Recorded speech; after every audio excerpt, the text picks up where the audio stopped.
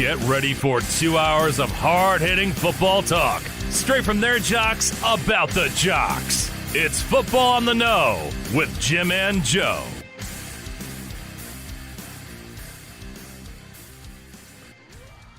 All right, what's going on, everybody? Welcome to another episode of Football on the Know. I am Jim McPhee. Alongside of me is Mr. Joe DeCavita. What's going on, Nodos? Welcome back for another edition of Football on the Know.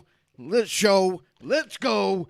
Locked and loaded, ready to go. Week 18's over. Guess what? That means playoffs are here. Woo. A lot of surprises this past week. Let me tell you, as far as picking goes, wow. Was it a disastrous week for a lot of people out there because nobody saw the Jacksonville Jaguars, like Jim would like to say, going up against the Indianapolis Colts and absolutely dominate the Indianapolis Colts. Listen, the Colts win, they're in. Mm-hmm. And they did not show up for that game. Mm-hmm. I don't know what happened, who pissed in their cornflakes. They just fucked up. We fucked up. Yeah, totally. That's what Carson Wentz was probably thinking that whole game. Like, he's getting rushed all over. He ended up getting sacked, I think it was like 6 times, but then through the interception, he fumbled. Did not look very good in that game, and Jacksonville came to play. You know, you talk about those teams that really don't have anything to really win for because Jacksonville had locked up the number 1 overall pick in the 2022 draft. Right. So they really don't have a whole lot, but you know what? Those teams still want to play hard and get to be spoiler for some of these other guys. And it's just as good, I think, for them to be able to say that they ruined that team's chance to make the playoffs ruined their day and their season. Right. Not to mention they end the season on a win, at least. You know what I mean? And here's the thing is Jacksonville Jaguars haven't been really competitive all season. You know what I mean? There was a few games where they showed something, but now that Urban Meyer is kicked out of the door, you saw that team kind of group up together. They came together and really played their balls off in that game. They were all out, and they wanted that game badly. So they end up kicking the Colts out of the playoffs, play spoiler. Good for them. And there was a lot of surprises, too. I mean, look at the Detroit Lions, for example. Green Bay. I don't care who you are out there. There's no way you pick the Detroit Lions to beat the Packers. And not to mention, the starters were going to play. I was surprised. I thought for sure Green Bay was going to rest them. And in turn, they did, in a sense. They played for the first half, basically. In the second half, they all sat them. So, but Detroit, they end up getting another win this season, a competitive team, and here they are, and they beat Green Bay. Yeah, absolutely, and that's what you mean. They started them for the first half and then pulled them out afterwards. You know, you see Aaron Rodgers there with the headset on. During the second half, they put Jordan Love in, and you got to see what he's capable of, which isn't much. And that probably helped. I think Aaron Rodgers was liking that, too, because it helped solidify, I think, his shot here for the league MVP. And the Detroit Lions, you can't say anything better than what they are. Yes, they're one of the worst teams overall by record in the NFL, but you're talking about a team that still plays for your coach and still plays hard, right, to try and get a win at the end of the season. Right. Like we haven't seen with some of these other teams, like my New York Giants. You know, they just look dead in the water, can't really do a whole lot, didn't try to do anything for their coach, and just look like they probably should be the team with the number 1 overall pick this season in the draft. So, I mean, that's a whole total difference here. You saw some teams, again, spoil it for the chance to make the playoffs here, and you see other teams play hard. Look at the way the Pittsburgh Steelers played this past game here in a nail-biter to pull out a win for Big Ben to try and get him into the playoffs here and make a run. And they were watching that game where the Las Vegas Raiders and the Chargers. I shut that game off for a second because I thought the Raiders had locked that game in because the Chargers were there. Yeah. And then all of a sudden I checked back again, and then the Chargers had scored and got right back into that game. And that thing, I can't believe it went into overtime and the Raiders come out, but the Steelers were weighing on that. And the funny thing about that game is I'm thinking the whole time because everybody's talking about scenarios to run. They're like, oh, we're hoping for a tie. We want to see this. And I'm like, no, it's not even going to be like that. Like, what's the chances of there being a tie in this one?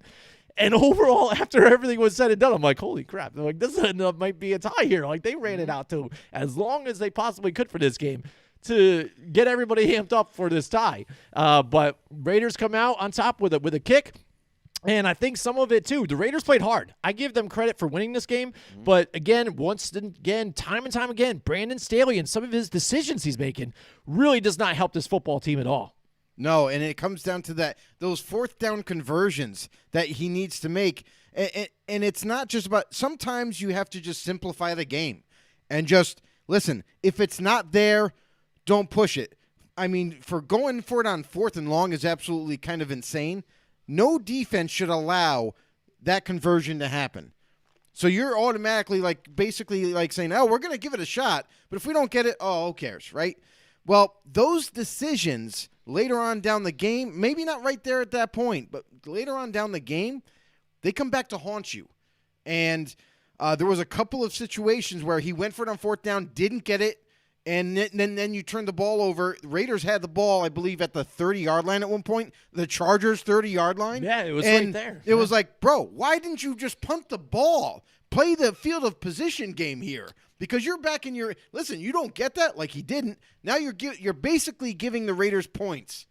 You know what I mean? It's a short field goal. If you shut them down like they did, it's a short field goal, but you're giving them 3 points, basically, and just handing that ball back over. So – you gave the Raiders an opportunity to maybe get a touchdown there. They didn't. They failed to do so, but they still came away with points, which is the bigger part of all this is those type of decisions in a playoff atmosphere type game, a game that you need to win to move on, or like Jim was saying, you could possibly end up in a tie that was on the table. Not early on in the game, it looked like the Raiders were going to kind of run away with it or at least sustain that lead, that 15-point lead, and end the game that way. But it went right down to the wire, and that was an option. There was a lot of speculation at the end of the game, too, where the Raiders had the football. They drove down the field. Seconds remaining. Clock is running. It looked like the Raiders were prepared to let it run out. Where that would mean if the teams ended in a tie, both teams make the playoffs.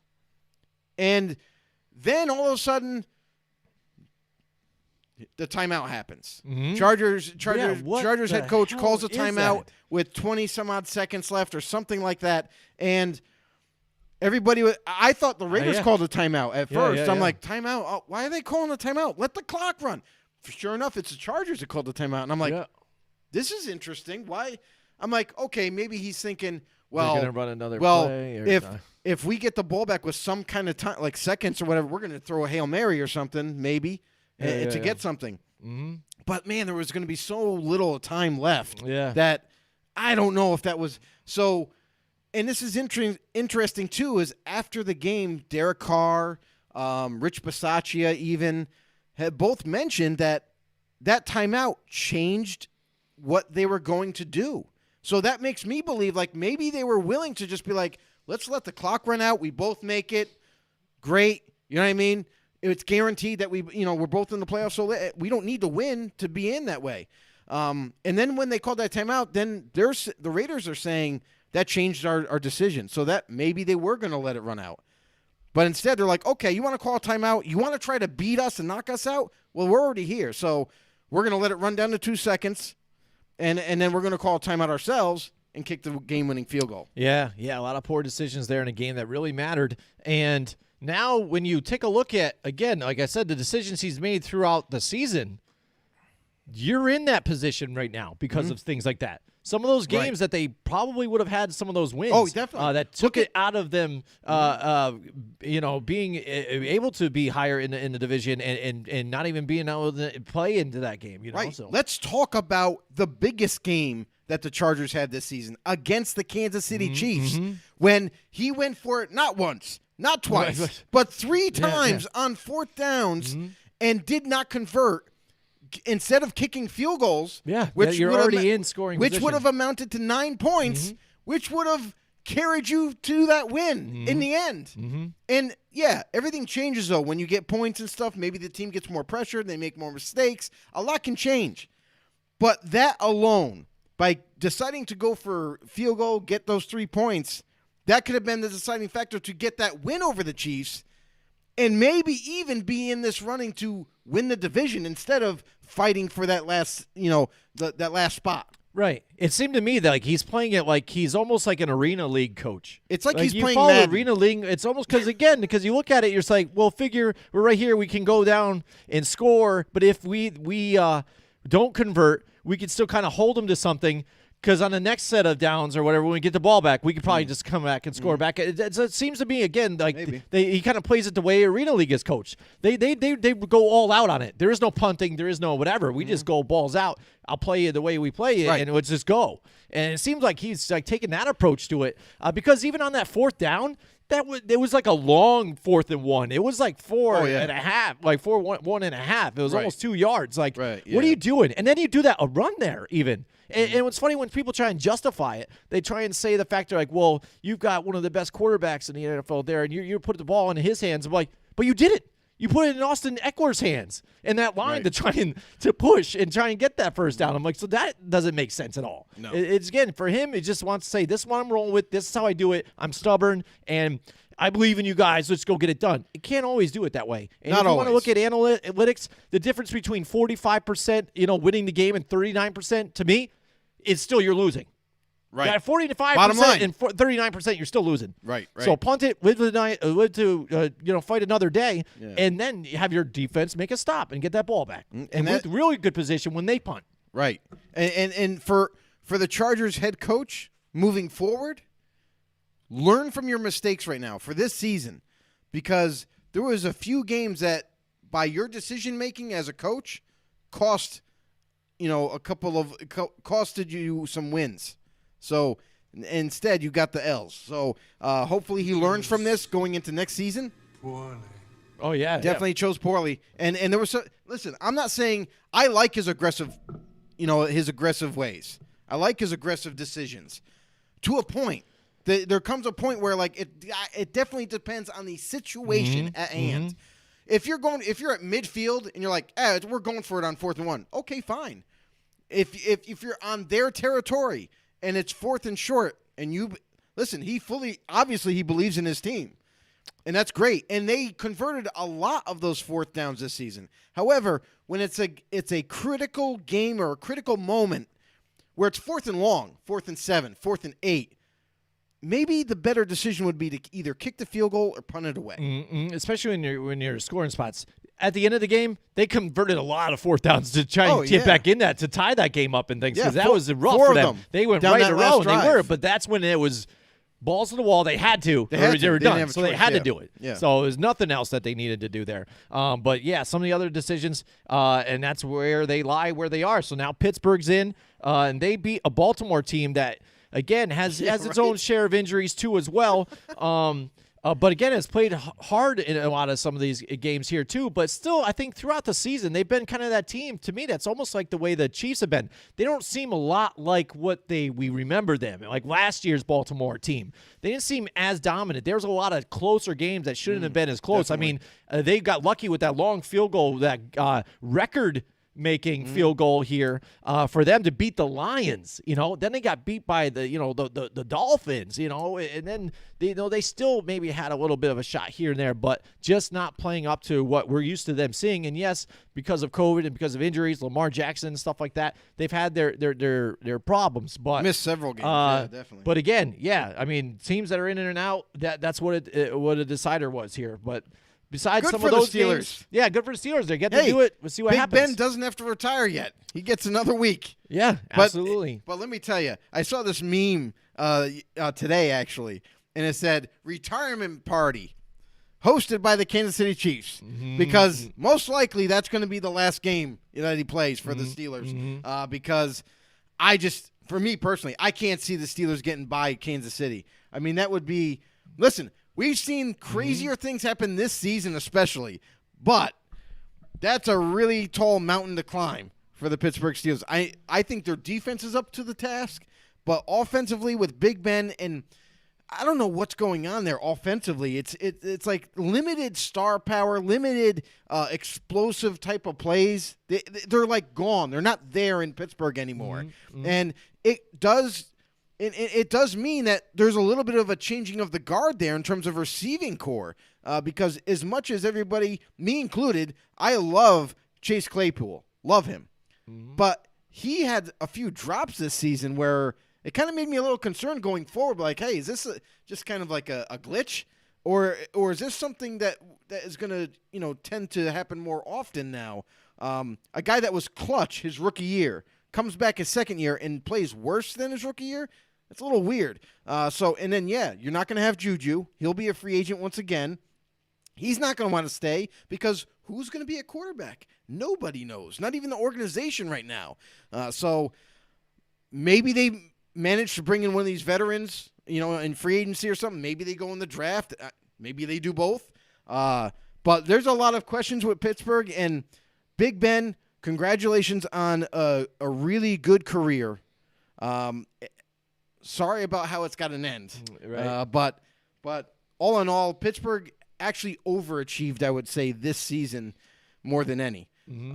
I don't think they should have made the playoffs, but hey, they grinded it out, and here they are in round one. This goes to show you, too, just keep fighting to see how far you can make it, because even with the issues that they did have at offensive line, still managed to find their way in, and some of these teams that let it squander away, like the Colts, losing to Jacksonville, a team that you should have beat. Right. How about that Kansas City game, though, too? That got really out of hand. How about it them seemed Broncos? like the Broncos were really put into them, and if it wasn't for that turnover, that fumble on that strip, when they tried the handoff there, that's a whole different game. Like, I don't know if Kansas City's back into that one. And the crazy thing about that whole game is that Teddy B wasn't the quarterback. Right, yeah. It was Drew Lock, who's been in question of even being able to lead the team. So Drew Lock wakes up. Something like and Melvin Gordon, too. Like, the way he was running the ball, too. I mean, it looked really good. Everybody stepped up. And you got to wonder, the Denver Broncos as a team, I don't know if they had a private meeting before the game, during the week, but it seems like they just came out and wanted to win that game for Vic. Mm-hmm. Because we knew Vic Fangio, there was rumors circling around, he might lose his job, at the end of the season, this and that thing. And maybe they thought if they could pull off a big win against a big opponent inside the division, that maybe that would be enough to save Vic's jobs. Unfortunately, they ended up losing in the end. And Vic is now going to look for employment. Yep, absolutely. But, I think he'll find a defensive coordinator job somewhere. That's what he's good at. To it. That's what he does. Some guys stepped into this. It was going to be tough for him to. Some coordinators, assistants, whoever. So eventually, they become a head coach. Mm-hmm. They get an opportunity, but some guys that become head coaches just aren't good head coaches. They're great at their previous job as a coordinator, as an assistant head coach, something like that. But sometimes they just can't, they just don't make it. They're not as good or talented as some other head coaches. So it happens. I feel like Vic is one of those guys where he may not be a good head coach, but he's a phenomenal D coordinator. So he'll definitely have no problem finding work. Yeah, absolutely. We saw a few coaches and GMs lose their jobs this past week here after this exciting last week of the season here, week 18, their first week 18 ever, and it was definitely one for the books. Sure was. Yeah, definitely. But I want to thank you guys for listening to us on Spotify. All you guys that listen to us on the podcast, not only just watching us on YouTube, where you can find us at Football on the No Show. Yeah, anywhere you can find your podcast, Spotify, Apple Music. All you guys, thank you so much. But make sure you guys give us a rating. That helps out with everybody out there too, and us. We really appreciate it. And follow us. And follow us on Twitter, FB_no, also, and our Facebook group. If you guys haven't joined our Facebook group, check us out on Facebook. Everybody's out there. Join in on the fun. And you know what's a lot of fun right now is it's a new year. There's new goals, and at Mohawk Honda, they're doing whatever they can to set you in the vehicle that you want, that you deserve, to make your new year that much better. That's right. Stop into Mohawk Honda and check out the broad selection of pre-owned inventory. They're here to find the right make and model, the price point that'll fit your budget, and their goal is to help you meet your goals. Let the VIP man, Luis Morales, Jake Hot Sauce Doyle, Cars with Kem Swoboda, and Mark, also from Clifton Park. I love the different names that they have for these guys, because you know what? They need, these guys are like WWE superstars, the way they move cars and get you guys into the car that you want and everything and make everybody happy. They're just like superstars out there. They're like the superstars of wrestling. These guys are superstars of selling cars. That's right. I just did another rhyme. How do you like that? trademark. And right now is also the perfect time to do your trading too, because Kelly Blue Book instant cash offer is going on now too. So they'll cut you a check right there for the biggest price, whatever your car's worth right now. Kelly Blue Book, boom, whatever it is, write you the check right there, or trade it in on something nice and new, that new ride for the next year. So make sure you go check out BMAC out there, and also Cam McKenna too as well. Let's do a deal, and go to Mohawk Honda, where they go out of their way to please you, to take care of you guys. That's right. Start the new year right. All right, Joe. You know, somebody that's not starting the new year right is. First of all, a lot of these coaches, the way they're going here, though, too. But it's going to be my milk carton missing player of the week now, Joe. We've had a few, and I almost had another double whammy here. Or maybe I think a guy that was going to be the third time on this milk carton, but I couldn't pick a guy, so I said anyone on the Giants. I was looking at this team all together, and I couldn't even pick a poor person. There were so many bad performances, whether it be Saquon Barkley, I think, rushing 11 to 15 times, I think, for like 30 yards. Kenny Golladay, no real catches to his at all. It's everybody not performing at all. You know, Jake Fromm, he gets his first NFL touchdown to Darius Slayton at the end. Like, oh, good, la-di-da, but a lot of turnovers, too, on top of that. Just everybody altogether not playing well, not playing for their coach, not motivated. The New York Giants, they were just completely gone this week. I mean, what? They put up 7 points, I think? I mean, against a Washington team that really is not doing very well either. You know what I mean? A team to where, I mean, it's funny the difference now. If everybody wants to bash Daniel Jones and say he's not the guy, at least when he was in there, they should have won that game when they played Washington the first time with Taylor Heineke and everybody there. It just came up to that Dexter Lawrence offsides on that kick on the field goal. Right. And that's all defended there, and they should have had that victory there. But now with him not there, the injuries and overall just performance of this team, I couldn't pick a bad guy. I almost put Carson Wentz on there. He's been a multiple That's kind of what guy. I was thinking. I was, but again, I'm like, he did have a touchdown. I think he had an interception. Yeah, but he missed a lot of throws. A lot of throws. He got sacked a bunch of times. The fumble that he lost. Played very poorly. So I was like, I'm going to go easy on him, and I'm going to bash my own team for the last week. And by the way, a little nugget about Carson Wentz, and for the Colts fans out there, is that the rumor is that the Indianapolis Colts are not afraid to pull the trigger and flat out cut Carson Wentz. If they do so and move on from him, that would mean it'd be $15 million in dead cap money. And they are willing to swallow that pill just to get rid of him. So for anybody that thinks that Wentz is locked in there in Indianapolis, it doesn't sound like it's that safe of a job for him. So Carson Wentz could be moved. They could just flat out let him go and move on a different direction. Because why? Because there's going to be a ton of quarterbacks, veteran quarterbacks, and quarterbacks with big names that will be available this offseason. Absolutely. It is. It's going to get pretty hairy there. And he showed you kind of what he is. Everybody knew it, and everybody was praising him for the just basically not making mistakes for a few weeks in a row, allowing Jonathan Taylor, to run the ball and really be that offense and just be the game manager. And we kind of saw that that's what he is capable of doing right now, just be the game manager. Sure. But then he has his days. He just makes the mistakes, misses the throws. I don't know if it's pressure again. When like I always feel like step it is. Up. He fails, and that's not what they needed. They were trying to move on from Phillip Rivers and some of these other guys to try and get that guy that can get them to the next step, and it doesn't look like he's the answer. So, again, we're seeing that right now in this past week, last week, so we knew a lot of guys were going to lose their jobs here, Joe.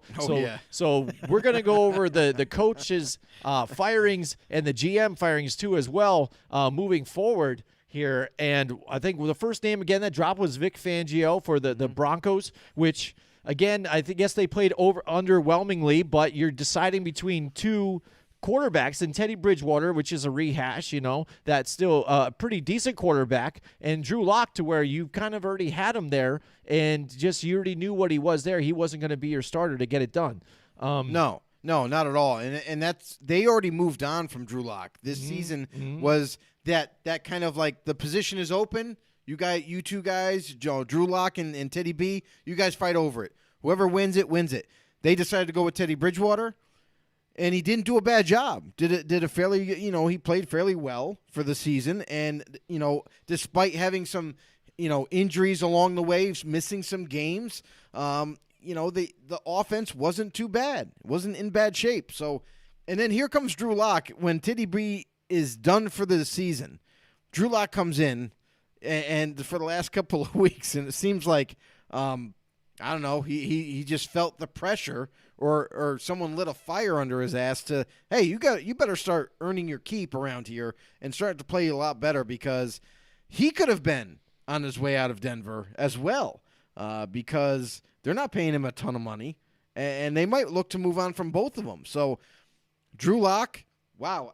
I mean, I'll say this. Against Kansas City, played a perfect game by his standards, and really surprised some people. So maybe, just maybe, there's some hope for Drew.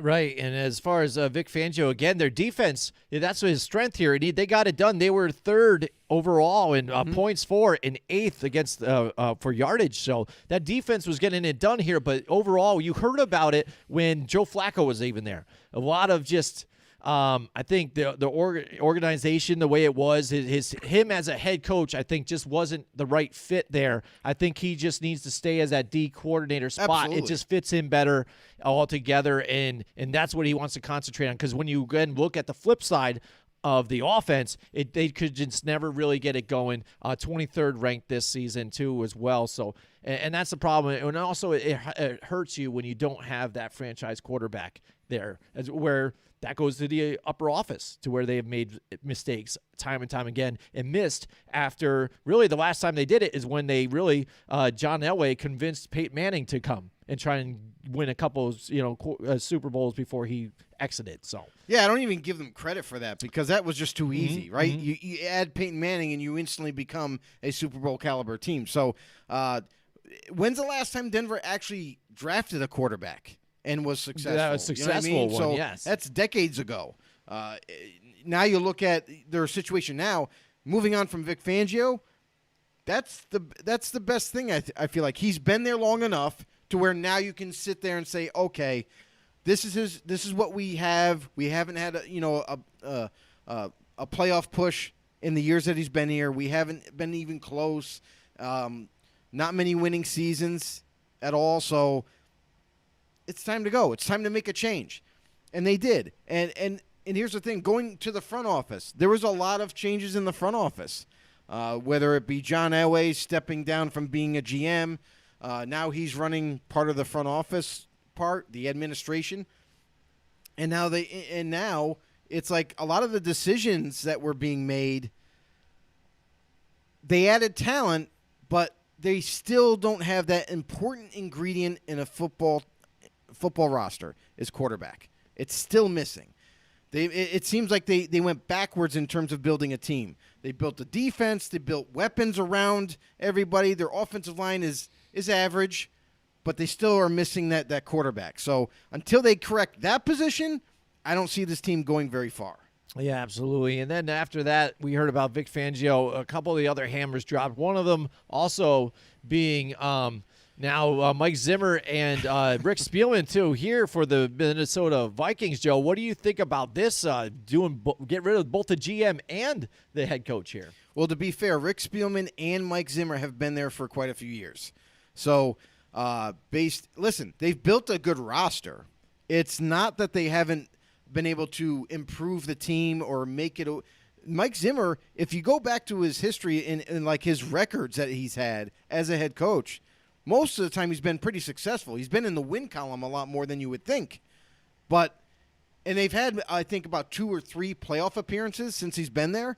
So Mike Zimmer isn't a terrible coach. It's just I feel like the organization is a little tired of just not making it too often.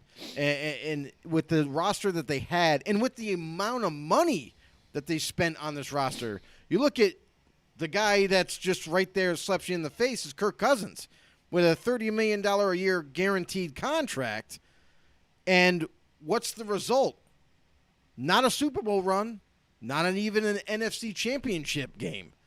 So that right there, they've invested a ton of money on free agents, the drafting defensive players to help Zimmer and his defense, and it's just not enough. So now Spielman's been there long enough.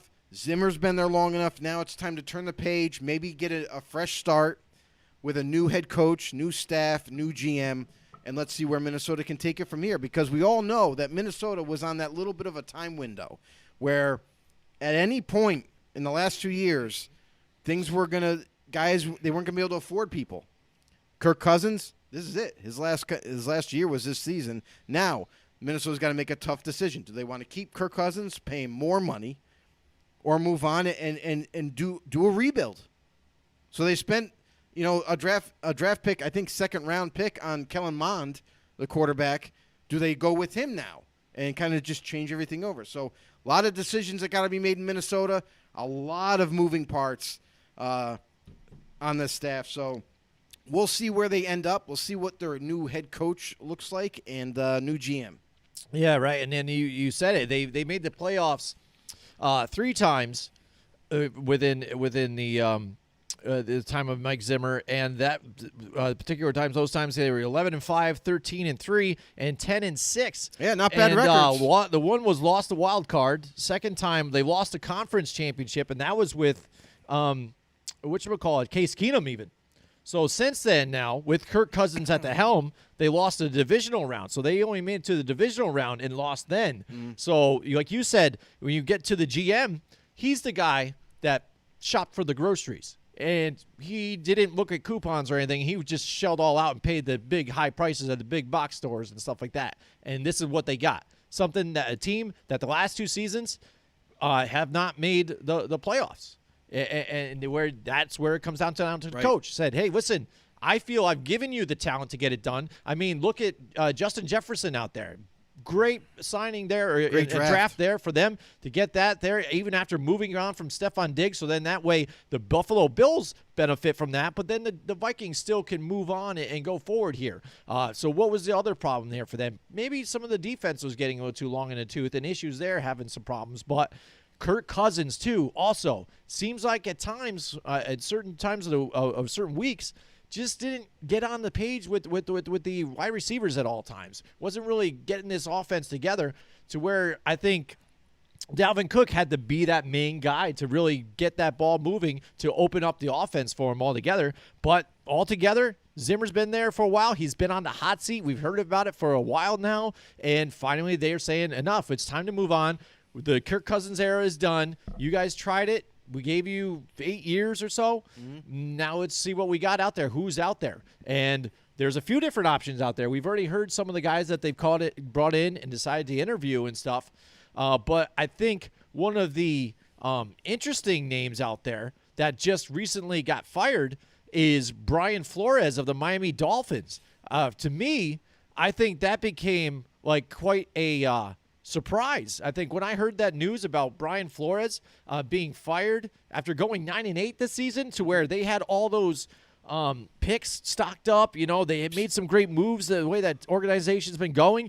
It seemed like even though they've suffered with enough of their injuries too as well, with even the problems with the quarterbacks, with COVID and Tua going in and out, with Jacoby Brissett trying to, keep the ship afloat, defense looked like it was starting to kind of gel together, and they had something going here. They went on that 8-game win streak to where, the first 7 they lost. So it didn't look good to finally finish at 9-8, and there goes the axe. It didn't make a whole lot of sense to me.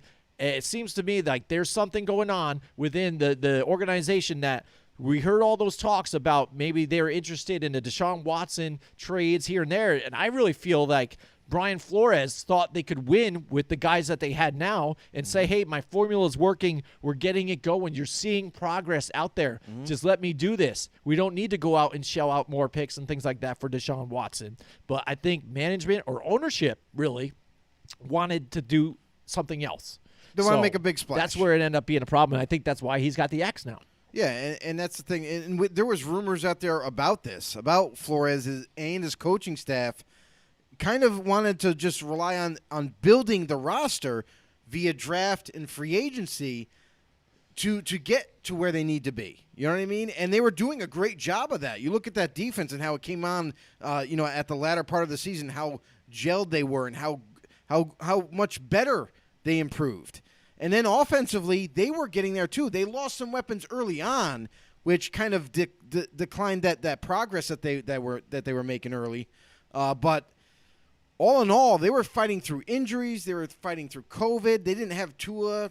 I don't even remember the number of missed games that he had, but it had to be at least 5 or 6 games that he missed this season. And honestly, this is a promising team. It's a very young team, which needs time to develop, which needs time to get better, on top of making those adds this next offseason. So, listen, they drafted Jalen Waddle this past draft, and boy, has he played miraculously in his rookie year. Was kind of like the safety net for Tua. His comfort zone with Jalen Waddle is amazing, and you saw it as we got closer down the stretch this season. And that's only going to build. If you keep this team the way it is now, and you don't try to make too many changes, keep building, this team could be dangerous. You can see spurts of the defense showing up, and you see spurts of the offense showing up. And it's just a matter of putting it all together, and this team could be dangerous down the line. So I completely am absolutely shocked that Brian Flores is now looking for work when he's had an impressive few years with the Dolphins. You think about where this Dolphins team was before Brian Flores got there. They were lost. They didn't have winning seasons. They didn't even have a good roster. And this guy comes in there. Definitely, it wasn't all him. It was definitely part of the GM as well. And they worked together on building this team to be at least respectable now. Mm-hmm. And after it was a daunting task. I mean, they lost 7-8 games in a row early on in the season. But then the second half of the season, they win 8 straight, 9 straight, whatever it was. And that's impressive to me. How can you fire a coach that wins that many games in a row? Yeah, they didn't end up getting to the playoffs or whatever, but you can see the improvement is there. Why make a major change like this right now? Doesn't make any sense at all. And just like Jim was saying, just like we heard about the reports before, now it comes to be, sounds like they're true. Sounds like the coaching staff was comfortable with the roster that they were building, that they can win with this team, and in the front office, the ownership, whoever it was, maybe it was a GM, I don't know. But maybe they had different ideas. And they wanted to make, hey, you know what, let's get rid of Tua eventually. Let's make a big splash. Let's bring Deshaun Watson in here to really kind of boost the fan base, boost the, it'll probably boost wins too. But the coaching staff was like, why waste all that, why waste all those draft picks? Why waste all this money to do that? We have a winning team. So, lo and behold, Brian Flores is out there, which is astonishing as a head coach. If I was a head coach needy team, this is the first guy that I would hit up right now. Brian Flores, I would get him in your door. Don't let him leave until he signs a contract and make him your head coach. Yeah, absolutely. And that's the thing, too, because like you said, let's take a look back at this.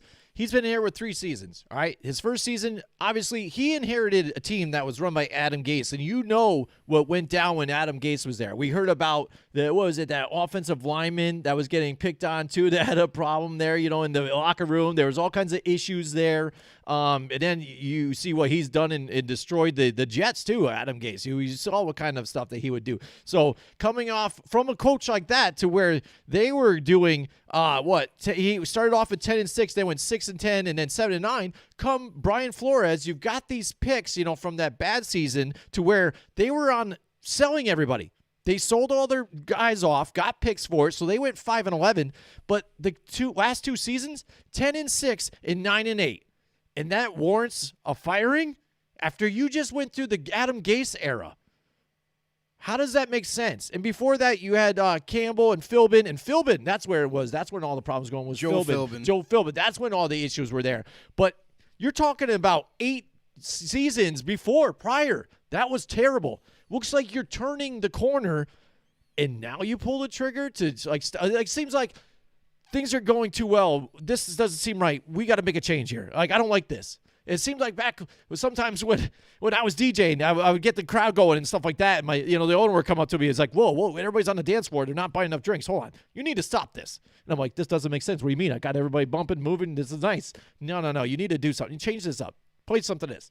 You don't know what you're doing. I get paid to do this. You should just shut up and let me do my job.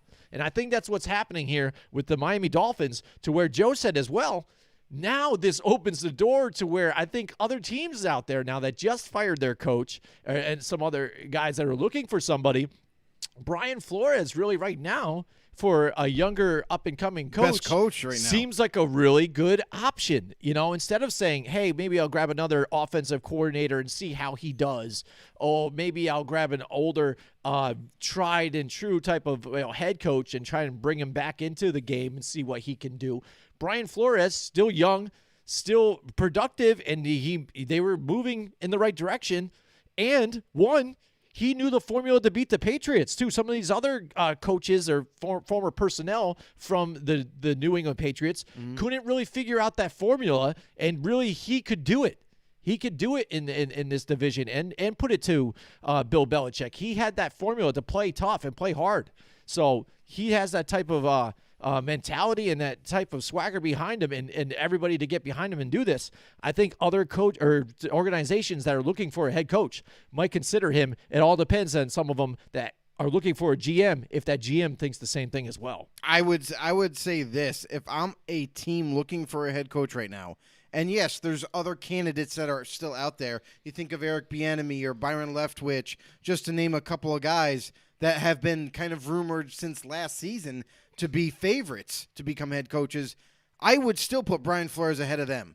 To me, this is a shocking move by the Dolphins to let go a coach of this magnitude. And to be honest, he proved a lot of people wrong, because he was an assistant from the New England Patriots who steps in as a head coach. There was some speculation whether he would succeed or fail, and he's proved everybody wrong. And he's a pretty darn good head coach.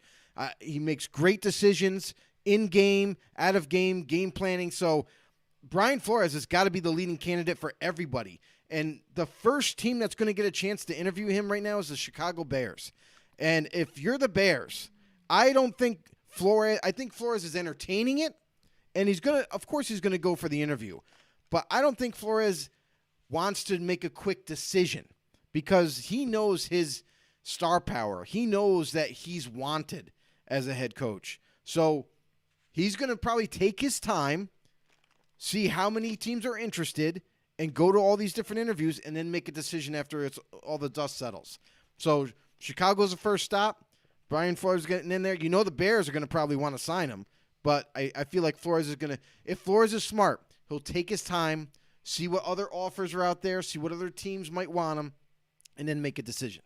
Yeah, and you talk about the Chicago Bears here, Matt Nagy and Ryan Pace. We've talked about this hot seat for a couple seasons now, and they finally had enough. Again, you really? had your Now it's excuses. enough? Again, he's Matt Nagy had moved on and moved play calling on to as well to a different offensive coordinator. Then he went back to it as well.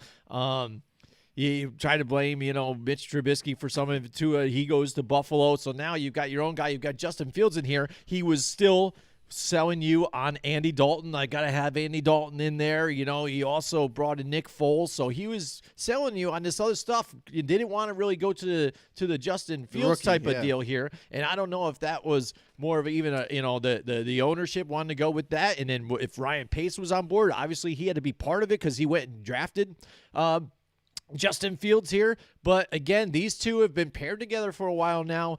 They had a little bit things going on here with that defense, and that defense is still playing well, I think, for even some of the injuries that they've fought through this season. But that offense, that thing that Matt Nagy has been there for, really not gearing up and not doing really he had promoted that he should be doing. No, and you, listen, he's been scrutinized for his play calling. He's been scrutinized for his in-the-game decisions, and now it's all come to a head. And it's actually late. I mean, you could have justified firing this guy 2 seasons ago because of how porous he's been able to handle his job, whether it be personnel decisions or people that he's brought in and have failed. Andy Dalton's another one on the list. I mean, he was all in on Andy Dalton, saying this is the guy, we bring him in, we can win some games this season. He'll be the starter no matter what, even though they went out and drafted Justin Fields. So it was almost like he made up his mind before the draft even occurred, what he wanted to do with this team. And it's at a great failure for the Chicago Bears. And for this long that Matt Nagy's been the head coach, and I would not even blame Ryan Pace as the GM, because I feel like Pace did a decent job there in Chicago, bringing in talent, re-signing talent. The draft did a fairly good job since he's been there. But Nagy, oh, man, this just wasn't a good hire from the get-go for Chicago.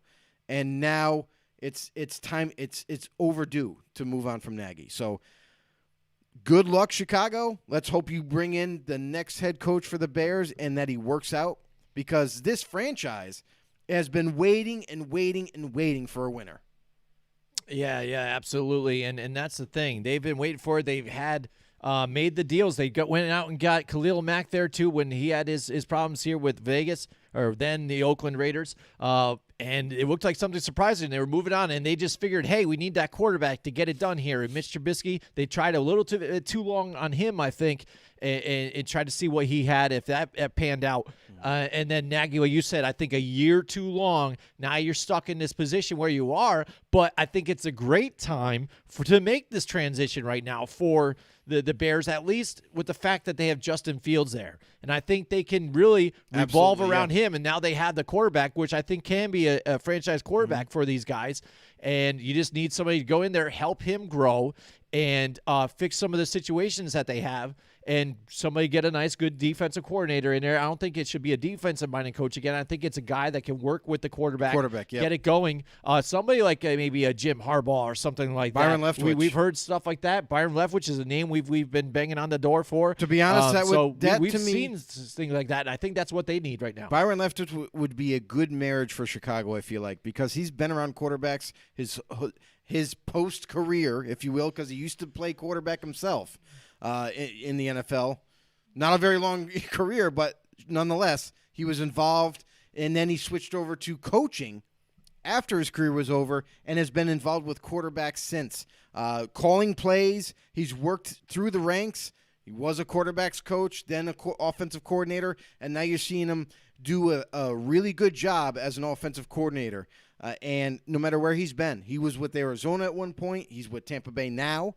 And he is definitely deserving of being a head coach somewhere. And I feel like Chicago would be a great place for a guy like Byron Leftwich because of his involvement with the quarterbacks, and now to come to help Justin Fields mature and grow and develop in Chicago amongst just putting some extra pieces around, better protection on the offensive line, because we know that was a little bit of a weakness there for the Chicago Bears. And he's going to have to add a couple more weapons because Allen Robinson, who has been tagged this past season, is now going to be a free agent. And Chicago's not going to place another tag on him. It would just be way too expensive. So he will be leaving Chicago, and they're going to have to replace him with somebody, whether it be through the draft or free agency, and they're going to have to build this roster out. Good thing is they already got the most important position taken care of. Justin Fields is there. So he's the franchise right now. And now you just got to build around him. The defense is solid, and the offense just needs some tweaking. So maybe you bring Byron Leftwich in. That's my pick for the Chicago Bears, and let's see if it all works out. Absolutely, yeah. So I mean, that's an interesting job for that to be open, and we'll see where they go with the GM and coaching situation. But again, one of those teams, I think you're going to go GM first, then you'll find your coach. I think afterwards, to go get your coach first before you get your GM, I think is a big mistake. But one of the things that just happened too was it yesterday or the day before, which was kind of funny because it's Joe Judge being fired after only 2 years. We'll bring it up there. But when I'm hearing stuff like, Brian Flores getting fired, I'm sitting here as a Giants fan saying, what the hell's wrong with my organization then? If all of a sudden Brian Flores goes 10-6 and then 9-8 and he still gets fired, how come Joe Judge is still there? He hasn't had a winning season yet. I mean, it doesn't look like the team's rallying behind him, even though he says he can judge a man by staring into his eyes and see what kind of heart he has and this and that. Well, it doesn't look like they're playing with any heart out there. It doesn't look like they're even really trying. It doesn't look like there's even a real team out there. So not a whole lot of people rallying behind Joe Judge, so I don't even know what he's literally looking at out there. He just likes to sit on the sidelines there and do this weird arm thing right there, like he's still trying to adjust his sleeve for some reason. Really not doing a whole lot. For the reason that he was staying there, I wasn't sure. But the past 2 weeks, though, he's seen him be very vocal with the media and try and point fingers at other previous coaches, see how they did. Others around the league, too. Say, hey, well, at least I'm not this guy. We've seen guys make decisions like this, but that's not how I roll. I think he was feeling the pressure. I think he saw it towards the end, too. He got really desperate, but then also cashing it in on that last game to where he says, I didn't want to have it turn out like that Chicago Bears game, and when it was 3rd and 9 on our side of the field and we were pinned up against the goal line, I just want to do a quarterback sneak here, so it gave our punter a better field position and a little more space, so we didn't risk maybe a block for a touchdown or that safety.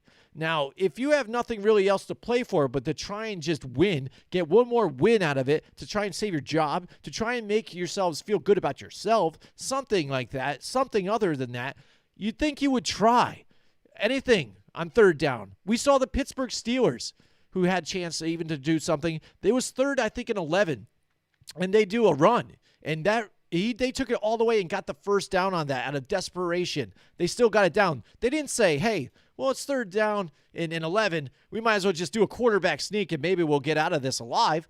No, they went for it. When you have nothing else to lose, why don't you do whatever you can to get it done? It just made like no sense at all. You're already tanking it in, cashing it in, and now you've coached your last game. Like we saw now that with David Gettleman, now he was already planning to take the gentleman's way out here and say, listen, I'm just stepping away. I know I'm probably going to get fired, but I'm just going to step away now. Now I'm retiring, so it looks better on my resume. Retired after a while. And now Joe Judge is finally gone, so that makes me feel I have some comfort at night now to know that next season I don't have a coach that's just sitting there that might butt heads with a GM that doesn't really want him, but the ownership was like, no, we still want to give this guy another shot here. So you guys have to try and make it work. No, I don't want to see any of that. So at least this time, we get to see a GM come in, pick the coach that he wants, and maybe we can do an overall rehaul of everything. Not a whole lot, but something different, something to get these guys inspired, and something better than what's been on the field the past 2 seasons. Joe. Are you done? You good? Yeah, I had a little bit of a rant, man. I had to take my time here with this one. Well, it's real simple. Dave Gettleman, the writing was on the wall for Dave Gettleman to leave, either whether he retire or he gets fired. And he takes the gentleman's way out, like Jim just mentioned, and ends up saying it's a retirement this season. But we all know he was going to get pushed out. Listen, there's been a couple of things that he's screwed up decision-making wise. The draft hasn't been that great for the Giants. They've managed to hit on a couple of picks with some extra picks along the way. He still hasn't improved the team enough to get back to their winning ways. So, poor decision-making in terms of personnel for Gettleman. He's had some poor free agent signings. He's had some poor draft picks that just haven't panned out to what was expected. You look at Andrew Thomas, who was a very high pick and is not in the Pro Bowl yet. That's usually really concerning for an offensive lineman and hasn't even been in that kind of realm of discussion. So that's one. Another one is trading up for a guy like Daniel Jones and using a high first-round pick again, where we know now it's been a few years to where Daniel Jones has time and time again disappointed Giants fans with poor decision-making and turn the ball over and not being able to learn from his mistakes. To now the Giants are kind of in this position right now where they almost got to start over again and find a different quarterback to lead the way. So, and it's not to say that the Giants are far off. I feel like they're one of those teams that are kind of underrated with what they have right now in terms of their roster. Their defense is kind of like the one thing that's been very solid for New York and has kept them in a lot of games and at times has won them the game. So when you look at what Dave Gettleman has done this past offseason, he's managed to build on the outside in. So he kind of didn't make too many moves in terms of the offensive line. He said, "Oh, we're going to be good there. We're getting some guys back healthy. We're going to be okay." But we got to bring in big-time receivers like Kenny Galladay and Darius Slayton's going to further develop, so we got him. We got Sterling Shepard back. He's going to be healthy again. So we got some pieces to use. But the offensive line is what you need to address, and it still didn't happen up to this point. So minus the Andrew Thomas selection, I don't see enough change there on the offensive line. So hopefully the next GM that steps in is going to address that to protect whatever quarterback, whether it be Daniel Jones or somebody else. You got to protect your quarterback, your investment there. So Gettleman's moving on, and it rightfully so. I feel like this is the right move for New York. But when it comes to Joe Judge, after only being there for 2 years, what do you want from the guy? Only been there 2 seasons, and you're expecting the Giants to be playoff caliber, Super Bowl contending?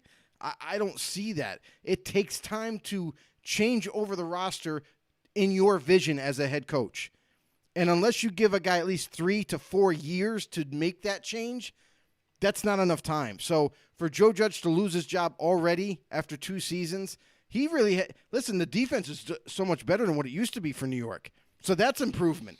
And then you look at this offense, and it's like, okay, they didn't play up to expectation so much this season, but there's something there. They're putting talent around the football. So if they happen to bring in and change over some positions on the offensive line, that might be the difference of making this team overall a competitive one for next season. So just 2 years, now no longer the head coach of the New York Giants. I feel like that was a little too soon for Joe Judge to be fired, and for any coach, whether it be college or NFL.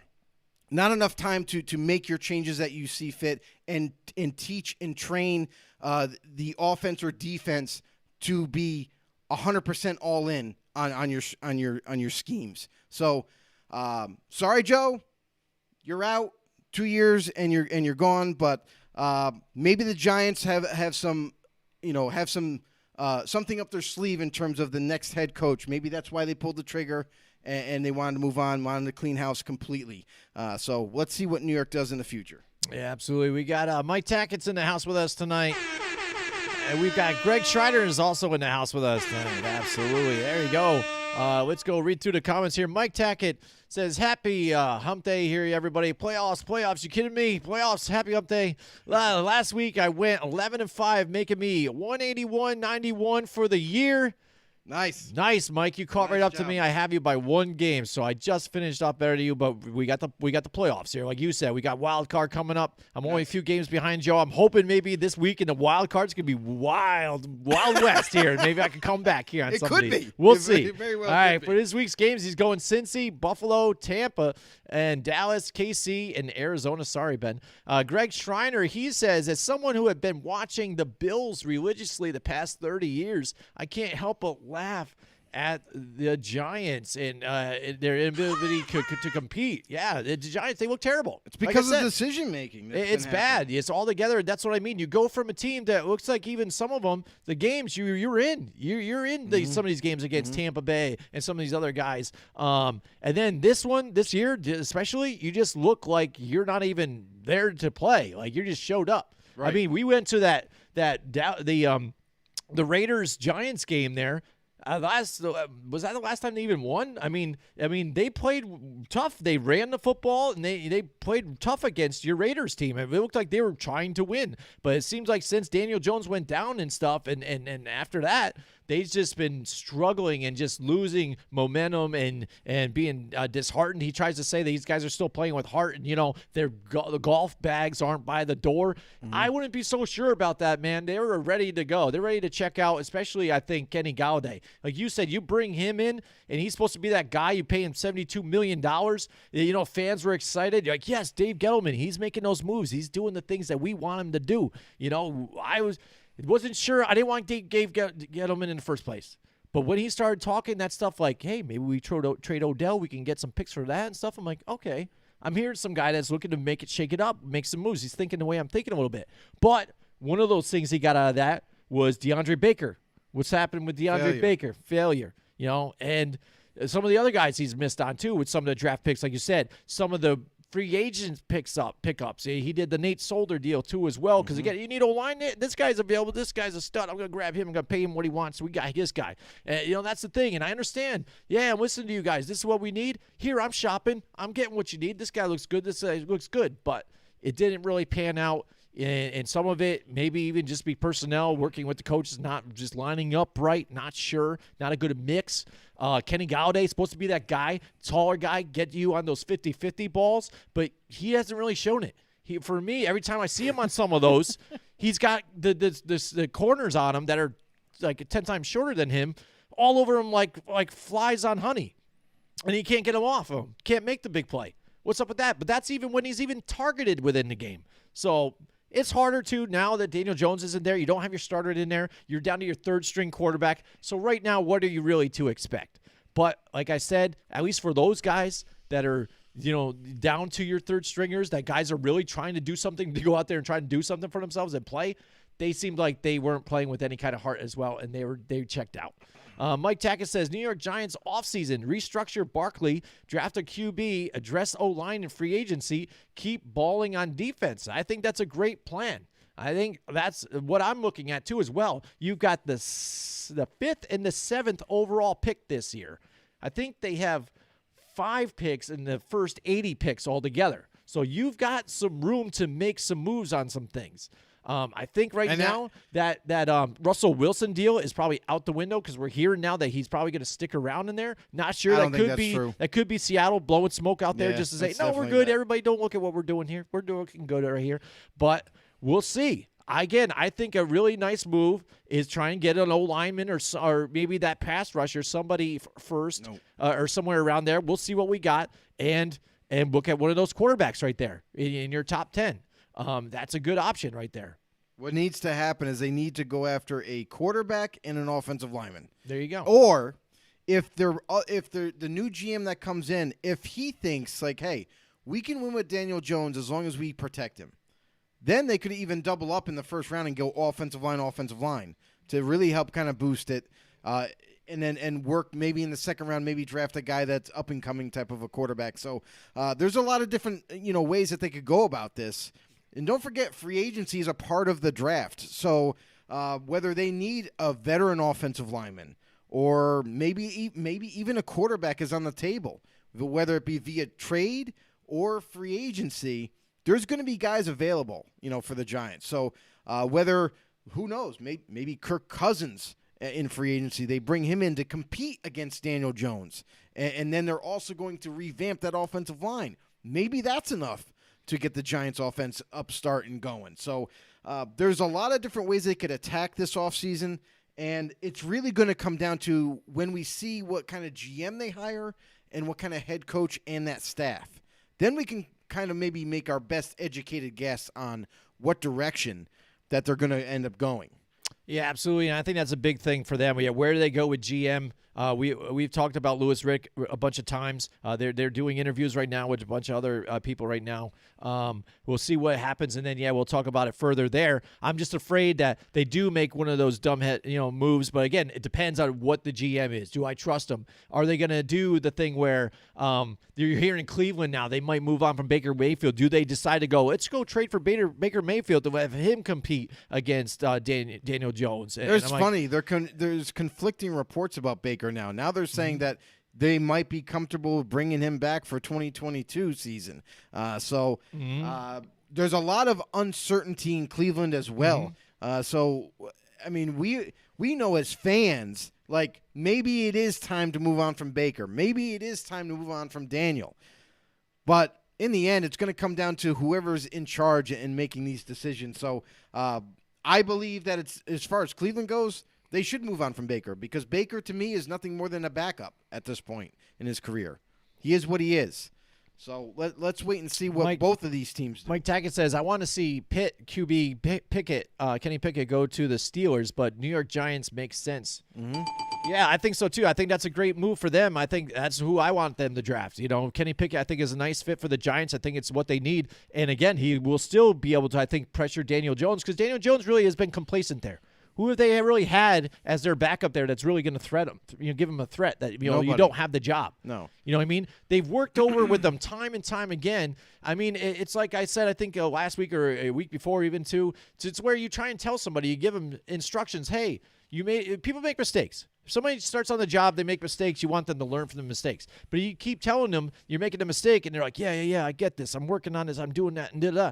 And they keep doing the same thing over and over again.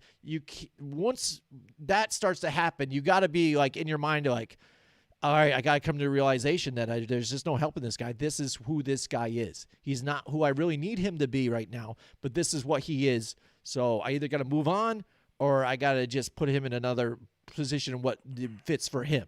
And bad enough with a quarterback, there aren't any other positions you can really set him in. At least with corners and some other guys, you can maybe move him to safety and stuff like that. Mike Tackett just chimed in and said Jameis is the best available quarterback in free agency. I disagree. Yeah. Because Aaron Rodgers is going to be the best free agent available.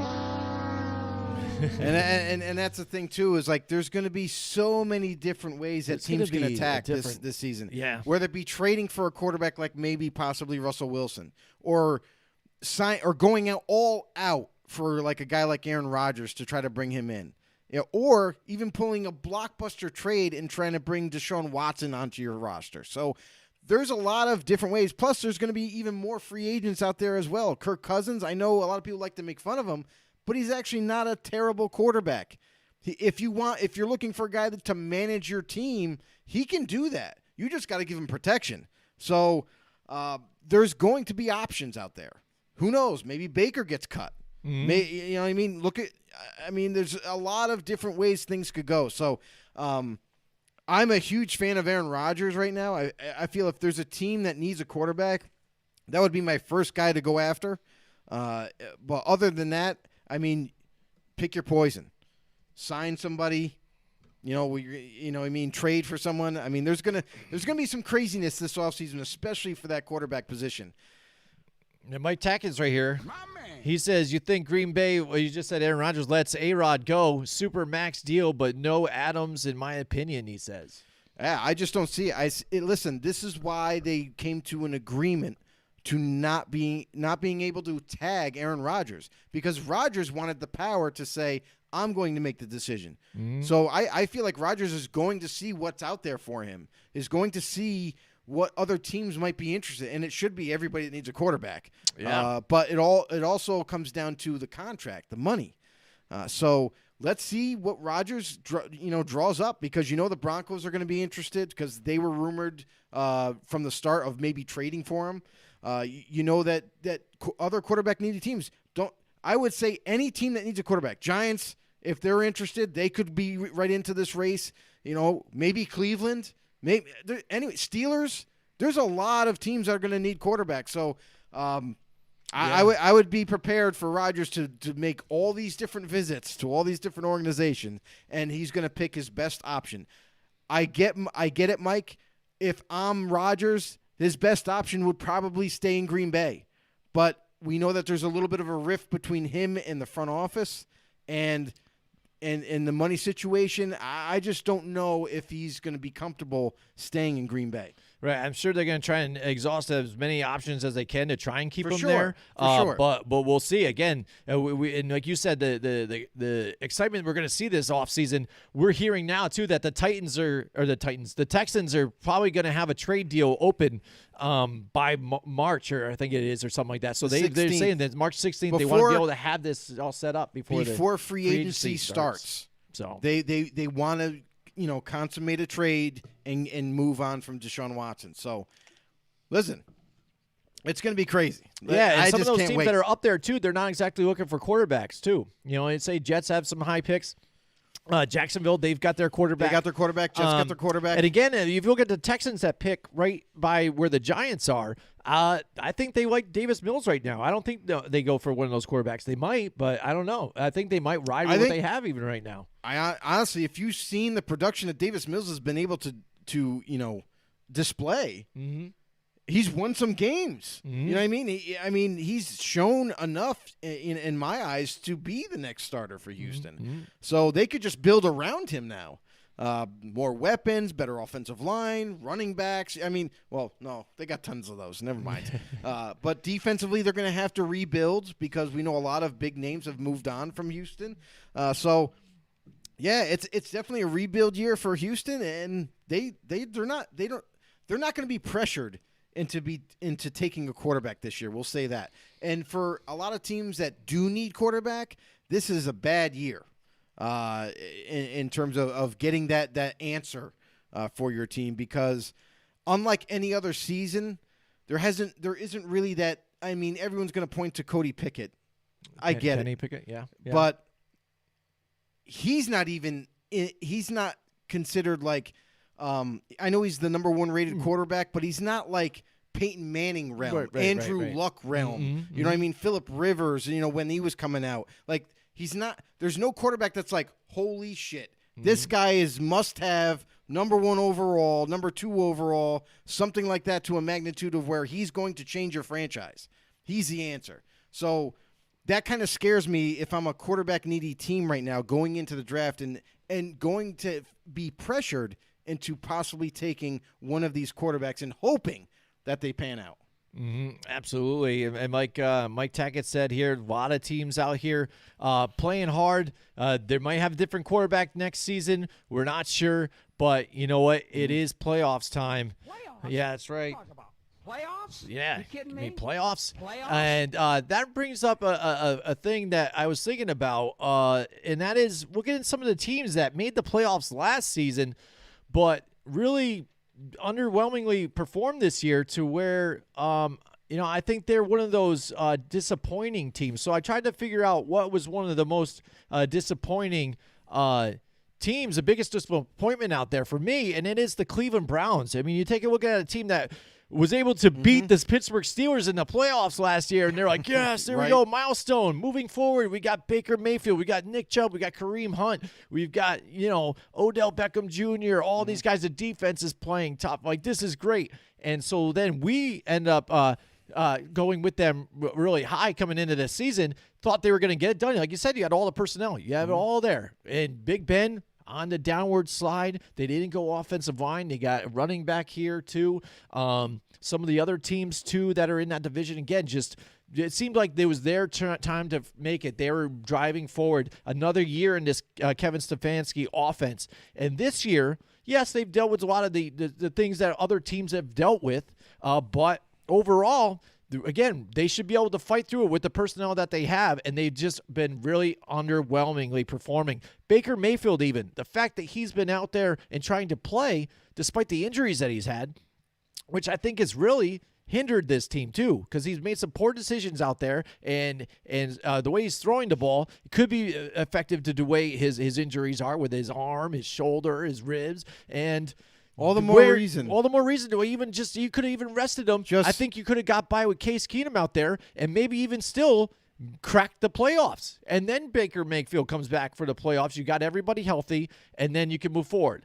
But now it's said and done to where people are questioning even whether Baker Mayfield is worth it or not. So that's where you are. Now, again, time and time again, the Cleveland Browns have drafted quarterbacks.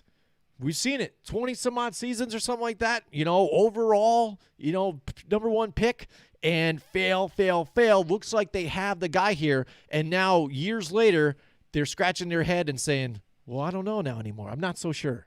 And that's the thing is, for Baker Mayfield as a leader of this offense for the Cleveland Browns, if you're that hurt, you being out there to try to so-called tough it out, and just kind of like grind through your injuries and try to make something of it, just sit the fuck down. You're hurting your team more than you are helping them. When there's a reason why the Browns went out and they got a guy like Case Keenum. Sit down. Very simple. Case Keenum healthy is even better than you are healthy, Baker. It's been proven this year. When Case Keenum came in and you missed the game, he actually flourished in this offense. Actually took him to a win.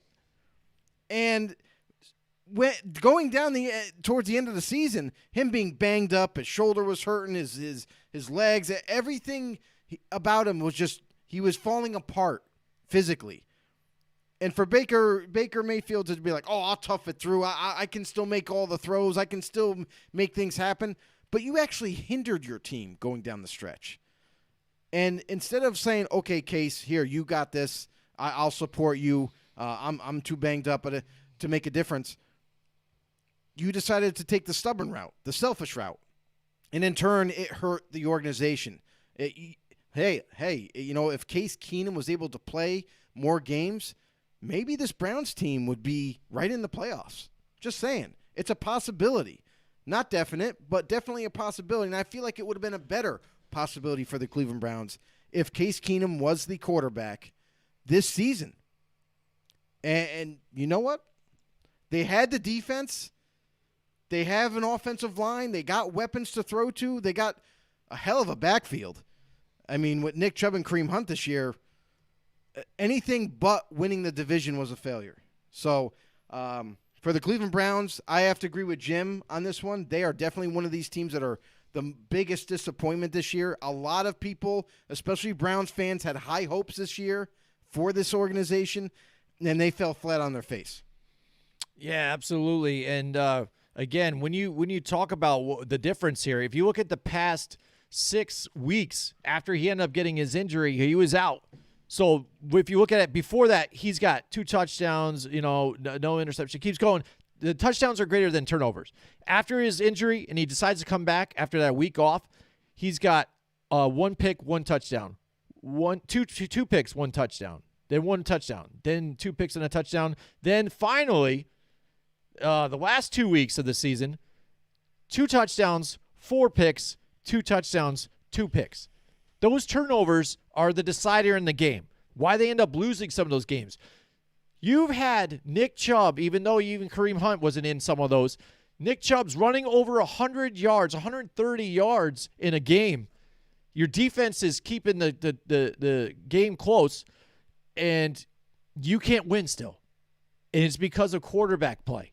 And that's a problem, and that's why the Cleveland Browns are where they are right now. And that's why it's, again, for a team I thought was on the rise, they have fallen from grace quite quickly.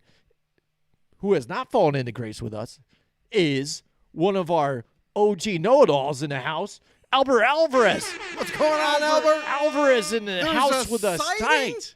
There's a sighting. Woo. Holy smokes, bro. Yes. It's been a long time. Absolutely. Welcome back to the buddy. show. Yes, let's give it an applause for Albert Alvarez.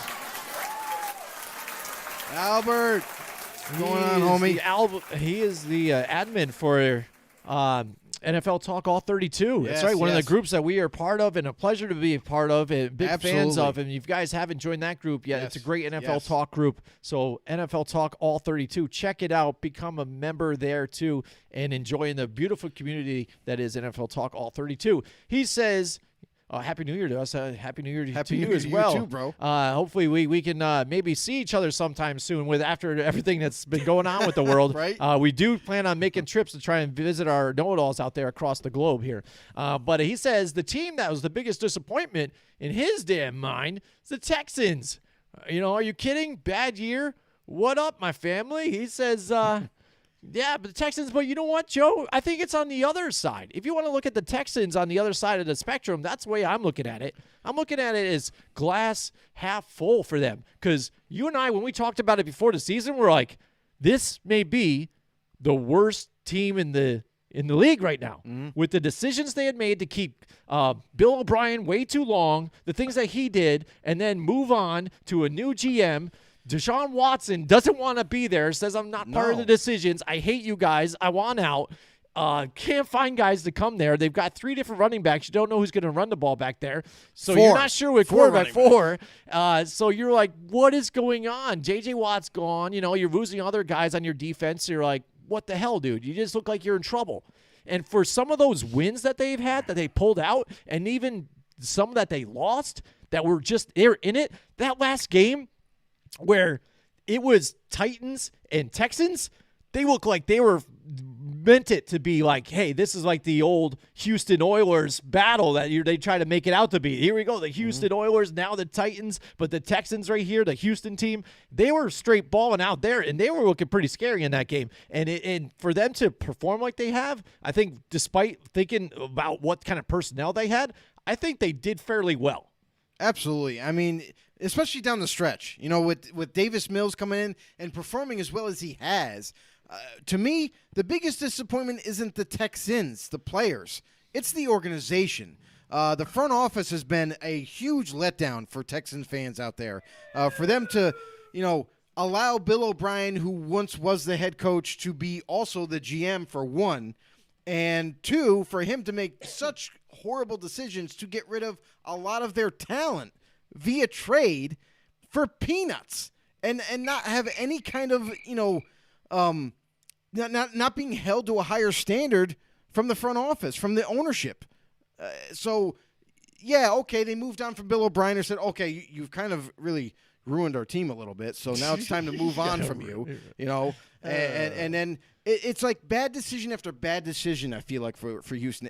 When we thought it was going to be, all right, they're going to rebuild, they're going to get stronger, they still have Deshaun Watson, so they just got to make a few tweaks here and there, and then they can be right in this thing. Oh, my God. It's disappointment after disappointment with this organization. And I feel for the Texans fans. I really do, because this team was on the rise.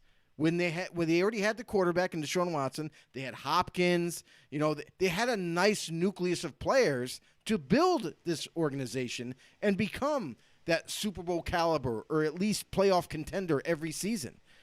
And now it's all gone just like that because of poor decision making. And I would even say this past off season, when they hired their new coach, everybody was wondering, they're not waiting for Eric Bieniemy?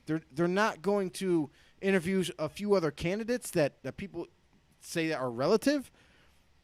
They hire Culley, formerly an assistant of the Baltimore Ravens, a guy that's been around the league for quite some time. However, he's been just an assistant. He's done special teams. He's done wide receivers coaching. The guy has never once been a coordinator and never once has any head coaching experience. What the fuck are you guys doing? So, I mean, when you look at what this organization is now, they're a shell of themselves. And I, for one, as a football fan, cannot believe how far down Houston has gone.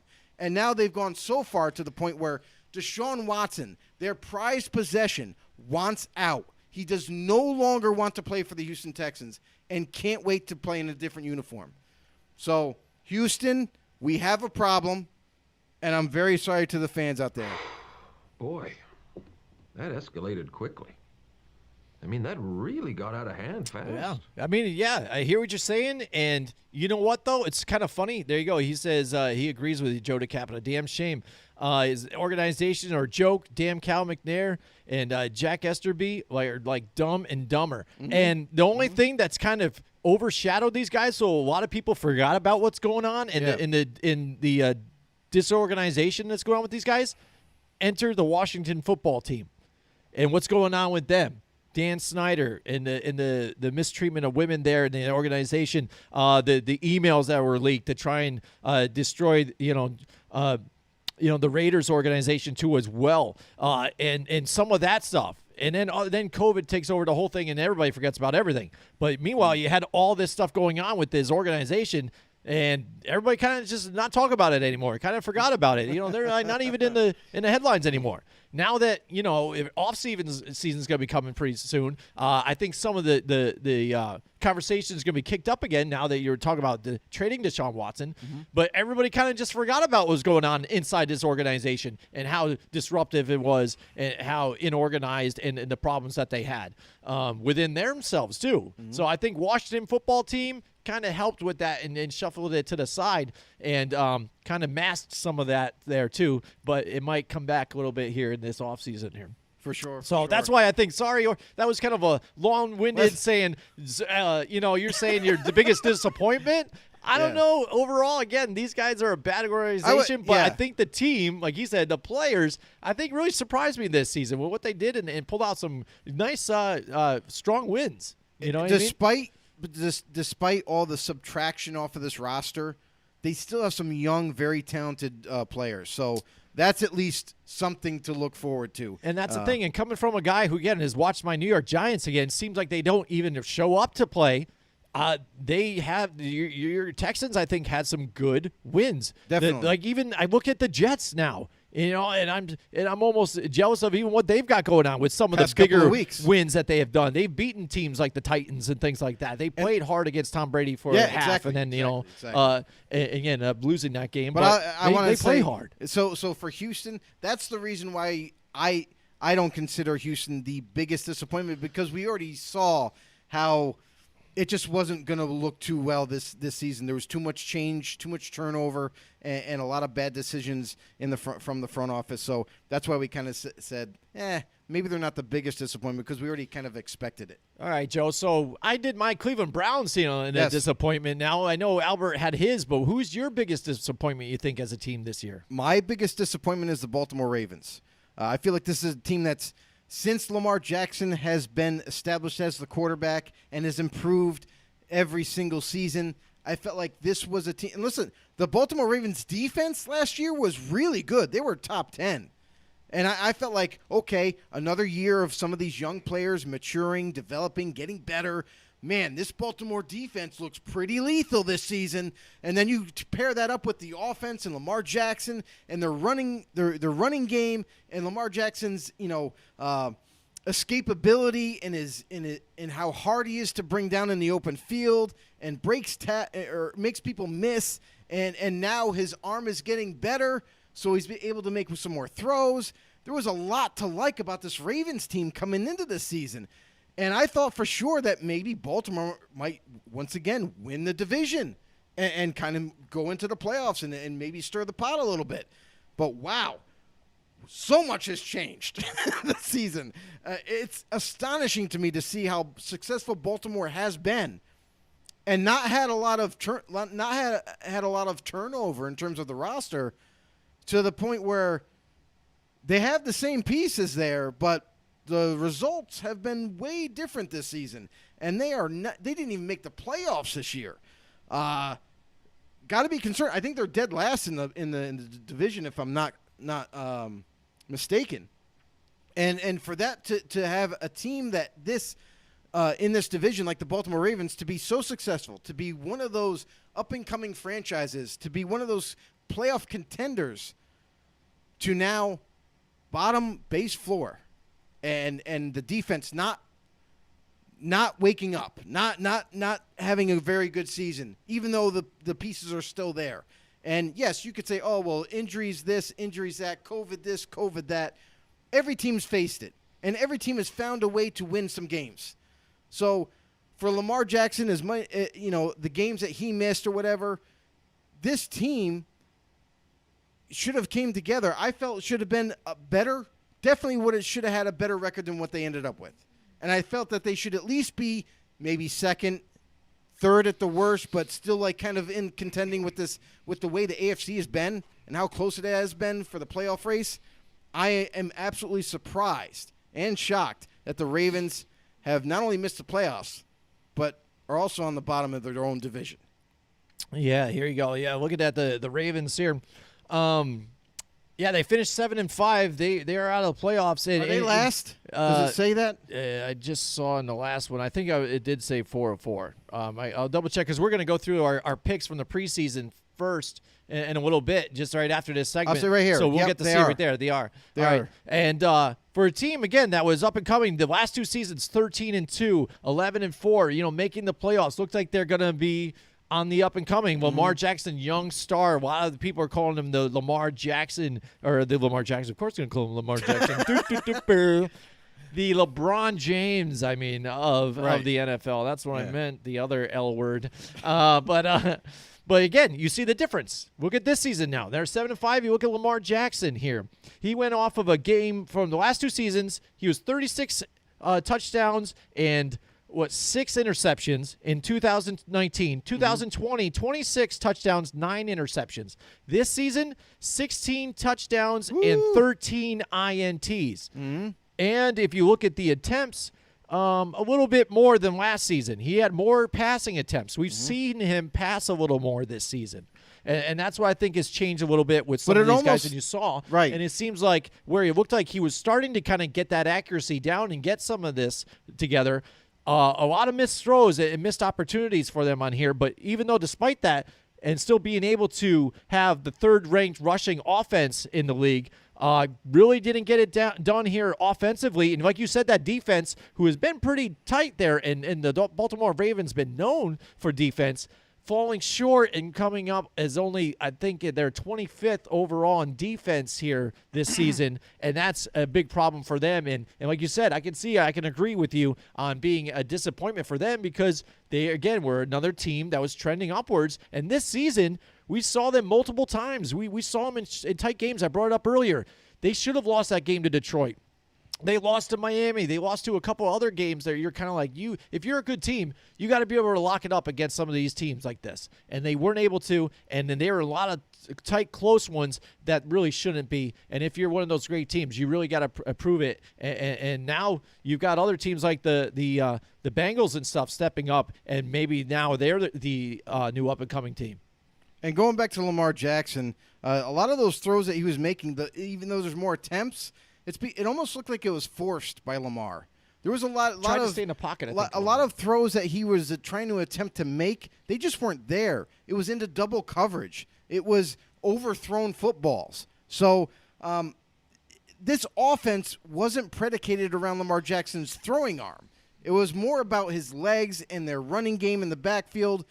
They need to get back to that for next season in order to get right back to their winning ways and contend for the top of the division. Right. If you look at those stats, he only played 12 games this season so far too. So even look at those touchdowns to pick ratio. That's pretty bad for 12 games. And if you look at his backup that he's had in there, Huntley, he played pretty well for even a backup. Running the same type of offense, and they looked good. And so I can understand if you're saying that Lamar didn't even get the chance to play all season, but even when he was in some of those games, just didn't look altogether very good right now, and it seemed like he was trending in the backwards direction. So there you have it. Baltimore Ravens left out in the cold. And speaking of being out in the cold, does your furnace need to be replaced? Do you need some filters, something like that? Johnstone Supply in Troy, New York are the guys to go to. The men and women there are phenomenal. Listen, they're there to make sure your home is ready for the cold months. I mean, listen, we're already dealing with it. Yesterday, I was doing deliveries up north, and it was like -2. Yeah. It's cold Plus out there. the wind chill. So it's insane. Dude, my hands are cracking, and I'm not even doing anything. Listen, they're family-owned and operated business that has been helping upstate New Yorkers for decades. Visit their store on 6th Avenue in Troy, New York. For more information on how they can help you this winter, make sure you hit them up. From anybody from George, Tom, and the rest of the staff, they're looking forward to helping you guys. Follow them on Facebook or give them a phone call even. Yeah, use the phone. That's 518-272-5922. That's 518-272-5922. Those are the guys to call to. They are the cold professionals. Johnstone Supply in Troy, New York. Even if you're from out of state, they have other locations. So I know for sure they have a location in Florida. So, Mike, we know that you live down there. Maybe you can hit them up as well. But, yeah, those are the guys that they can also help with your AC, your cooling. If you're in Florida and it's hot and 85 or whatever, they can help you there too. Let them know that you heard about it from Football on the No Show. That's right. Let them know. That's where they heard it from. All right. So next up, Joe, again, a lot of different disappointing teams here. We've talked about it. We thought it'd be fun to take a look back at now our picks that we did in the preseason and kind of see how we did, I think, after all, when we looked at the divisions. Yeah, and see where they lined up. Mind you, these guessing the divisions before the season even got here. So we didn't have any kind of advantage, watched a couple of weeks and then said, okay, now let's figure out who we think are going to. So we're going off of basically the off season, what kind of moves were made, what kind of changes were made of each roster, and did our best educated guesses on where we thought the season was going to end up for each team. Absolutely. So let's take a look. Let's start off with the NFC East here, Joe. Let's go with your picks here. And you had the Washington football team and the New York Giants, then the Eagles, and then the Cowboys sitting in dead last, Joe. Yeah. Isn't it funny how this is almost flip-flopped this season and how it ended up being? Yeah, and a lot of this has all changed because of injuries. Mm-hmm. You think of Ryan Fitzpatrick, that's what I was riding on. Big time. I thought, Ryan Fitzpatrick, him as the quarterback for Washington, and how impressive their defense was from the previous year. I thought for sure that this team was going to not only lock it down defensively, but the offense was going to improve with Ryan Fitzpatrick at the helm. So that was a surprise when he went down. I knew this was going to be shot. And for the Giants to not improve from the last season, to not make that change, and especially Daniel Jones, you're only as good as your quarterback. And yes, the Giants' defense got better, but their offense didn't get better. Even with Barkley healthy in the backfield and Daniel Jones making bad decision after bad decision, it kind of really crippled the chance for the Giants to even be relevant. Yeah, And and then if you look at my picks here, too, if we just take a pick at them, too, I had the Washington football team, then the Cowboys, and the Giants, and the Eagles, and I was thinking the same thing kind of you were on an aspect of the Giants move up a little bit, not as much as what you might have thought, but again, I was hopeful that you're going to move on. Washington, they looked a lot better again, I think, as having Ryan Fitzpatrick there. I thought that was the right guy to try to get them to move forward. But, again, injury right in the beginning, and they never really had a shot to see what he could do for them. Taylor Heineke played really well for them right now, so they might have something there. But, yeah, again, and that defense looked different in the beginning of the season, too, as well. And the Eagles, I think, overall, again, it has kind of been a surprise for me, too. Maybe I just always dog the Eagles every season because maybe I just don't believe them altogether. But I had them last. And now, what did you think that they're one of the playoff team here? And they also have, I think, a first-round pick there, looking pretty good for them as well, too, because their record really isn't very good. So that's how bad, the NFC has been this season. So So there you go. So let's take a peek now at our AFC East here, Joe, what we did. This is what you picked right here, and this is how it laid out. There you go. We had this one like right on spot here with this one. Let's see what I did. I think I did the same exact thing here. Yeah, the same exact picks here. So we did good on this one there. We ended up getting this one right spot on time. So it was it was kind of easy because the Jets, we figured were going to end up last because they're still rebuilding. They got a new quarterback. It's rare for a rookie quarterback to come in and make such a dramatic impact to where they're going to just be, they're going to win a lot more games. So that was the best guess on the Jets. And then for the Dolphins, we know that they're kind of that team where they have talent, they're almost ready to compete, but they're just not quite there yet. That's why we felt that they would be third. And then the Patriots, they drafted a rookie. And Matt Jones, and definitely thought he was the absolute perfect pick for the Patriots for their next quarterback. And in turn, especially with what the Patriots did in the offseason, did a very uncharacteristic thing. And that's, one, spend a lot of money on free agents, and two, didn't trade down in the draft. Instead, they just sat tight and just picked the best player at each pick. So they nailed it in the draft. They nailed it in free agency and completely turned this organization around to be competitive once again, but not enough to win the division. They were close. Within a game. They were very close, but the Bills end up getting the win over the Patriots and kind of riding out 11-6 to get that divisional crown.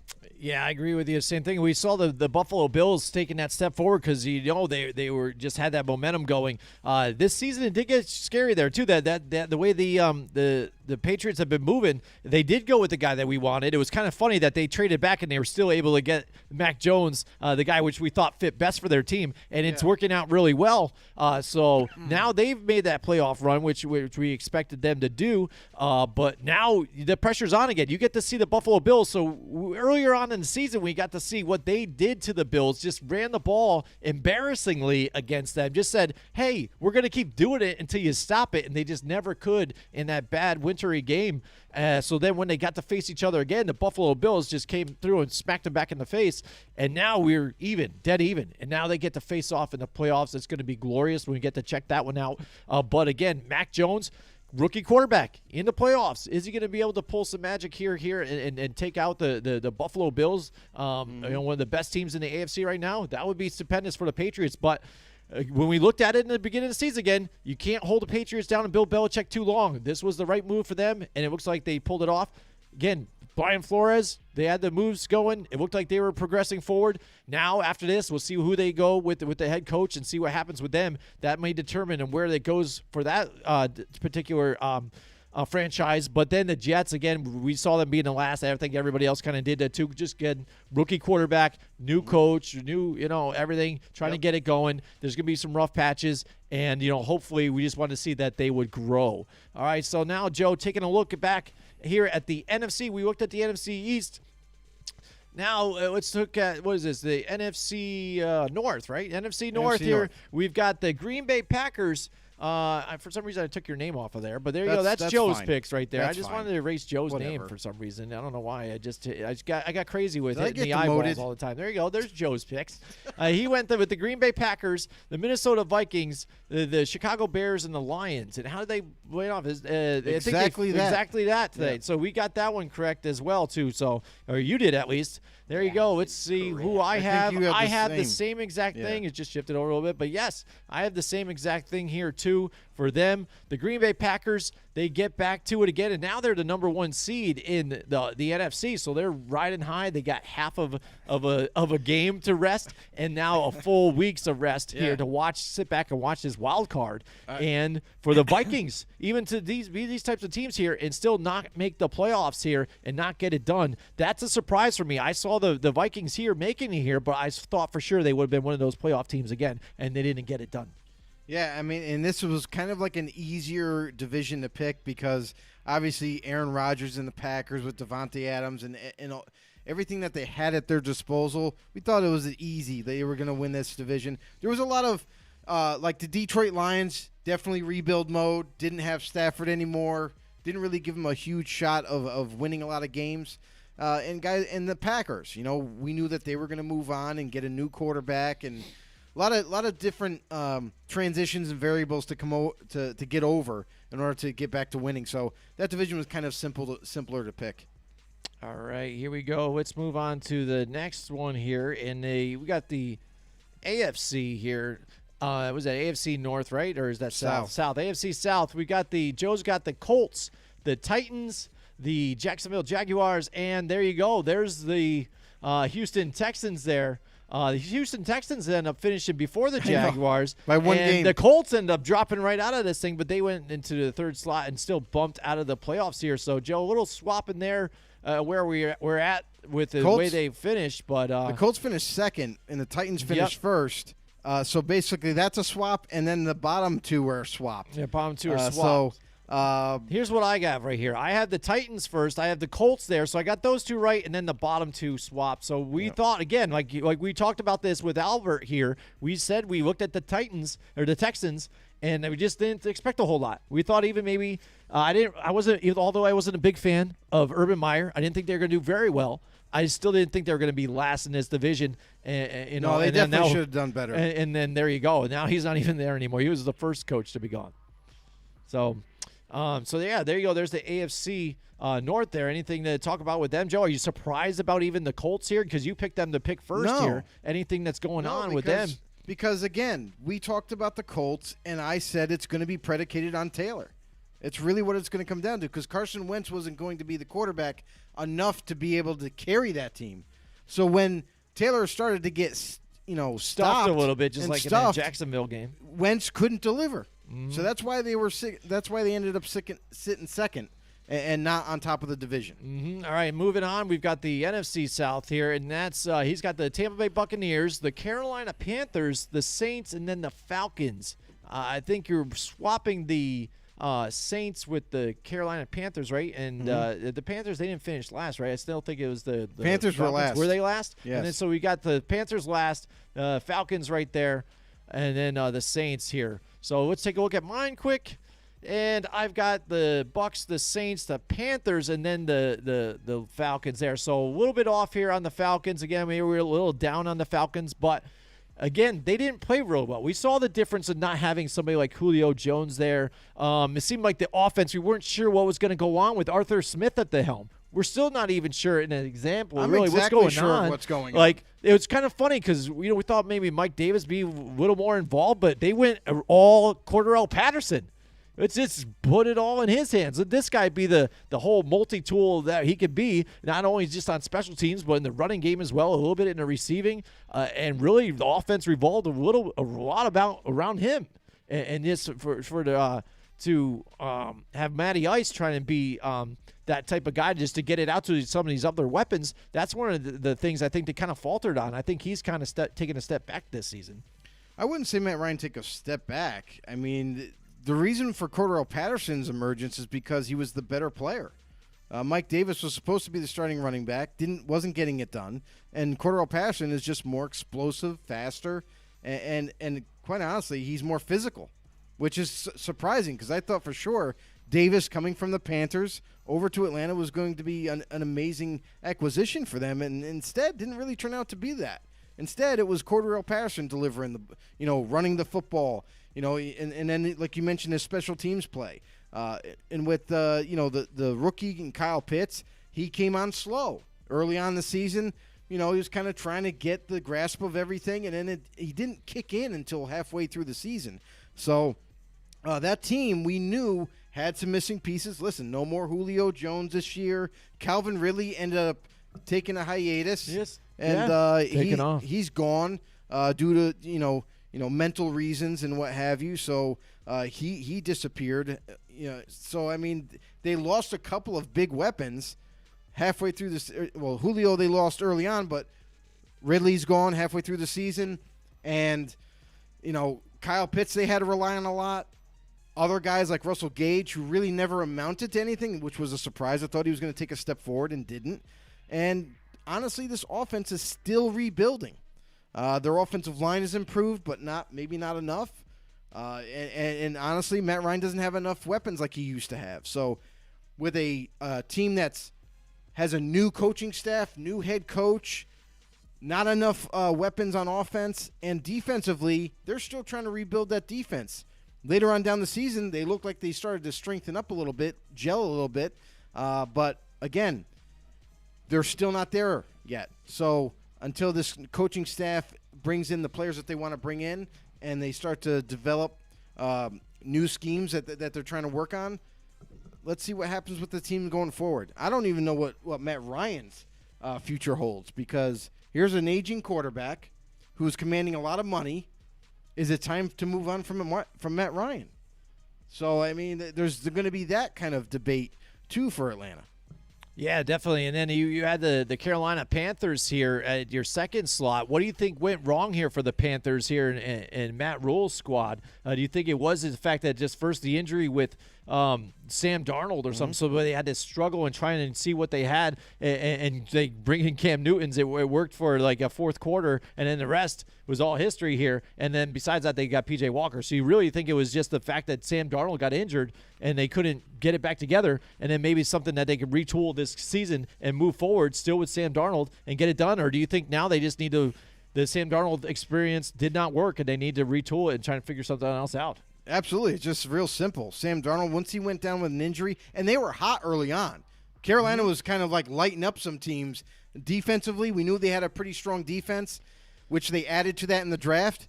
And then offensively, when they bring in Sam Darnold, he kind of opened up this offense for Matt Rule. He started to deliver to DJ Moore. Not so much, what's his name? The wideout. Robbie Anderson? Robbie Anderson, yeah. Not so much Robbie Anderson was involved anymore because, to be honest, I feel like Sam Darnold was very comfortable with DJ Moore and throwing the ball to him.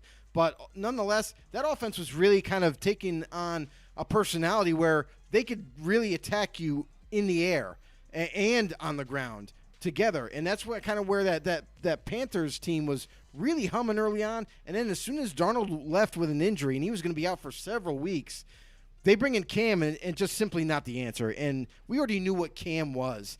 And if Cam isn't going to be used as that kind of dual threat, more of a mobile, threat than a passing threat, the offense just wasn't going to work, and it really didn't. And that's why when they started to trip over their own feet, and they started to get loss after loss after loss. And by the time Sam Darnold came back healthy, it was just too late, because Sam Darnold's coming back rusty a little bit. Maybe he's worried about that injury still this season. So a lot of things went wrong for Carolina early on, and that's kind of where they derailed. Mm-hmm, absolutely. So let's move on now to our picks for the AFC North here. And we've got the Baltimore Ravens, the Cleveland Browns, the Bengals, and the Steelers here. We had them dead last. You did, Joe. Talk here. about Baltimore's disappointing team. And that's what's funny. We both talk about the disappointments. And look at this. Look at my picks. I've got the Cleveland Browns here first, and then Baltimore. And I had the Steelers here at third, and then the Bengals at the bottom. So how wrong was I, too, as well, that this Bengals team, this Bengals squad, would really kind of get back in this one and get into this. The division just basically got flipped upside down on its head. Yep. And wow, that's all you got to say. There's no words. Like, they just came apart. I really don't have any explanation for Baltimore or Cleveland. I don't know what went wrong there. Listen, Cleveland improved their defense even in the offseason. And then you would think that with Baker having, they moved on from Odell and all that, but still had Landry, still had some young talent there.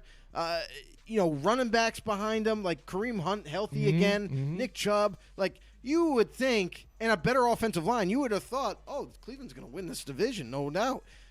And Baltimore, for them to have the same personnel where they used to conquer this division, or at least compete for this division with that same personnel and that younger defense, that they would also be, it would be between Cleveland and Baltimore. Who's going to win the division? Steelers, Big Ben's on his last leg. Juju got hurt this season too on top of that. So it's like all weak offensive line. We thought that for sure with the draft pick for Najee Harris instead of an offensive lineman early, that would really hamper this Steeler team. And Bengals, you got to give it up to the Bengals, because we didn't see them coming on as strong as they were this year, because there was some still kind of like rebuilding in a sense. Like, I wasn't 100% sure how good this offensive line was going to be for Joe Burrow, because he got injured last year. That was also the thing that kind of scared us a little bit, is his injury. How well can he come back from that injury? Can he continue where he left off? And that was a little bit concerning. But nonetheless, this division is just crazy. It just went all over. Yeah, absolutely. And that's the thing. He came on strong, and that's what we got to see here, too, that running game, getting it going behind that offensive line. But, again, when we talked about the Bengals drafting Jamar Chase and what a big thing it was for him, that was really on full display after a rocky preseason, to where he's like, the football is a little different shaped or different, colors and stuff. It's messing me up, and he had a lot of drops. He really turned around and made it a bigger thing here, and they really connected. And with a Cleveland Browns team, like we said, about how disorganized they got and how bad it was, it took them sitting out Joe Burrow and Joe Mixon, I think, resting this last week for the Cleveland Browns to get a chance to beat these guys. So they felt that comfortable, like, let's just rest against Cleveland and we'll just move on into the playoffs. So that's what type of year it was for the Browns and the Bengals. So congratulations to the Bengals. I like it because I also like to see fresh teams in the playoffs too. I like it. Let's go on to that one. But now let's take a look at the NFC West now. I have got the Los Angeles Rams there. Let's see who I got here. Let's take a look at yours first here. We've got the Cardinals here first, the San Francisco 49ers, the Los Angeles Rams, and then the Seahawks start finishing there at last, Joe. That's what you've got.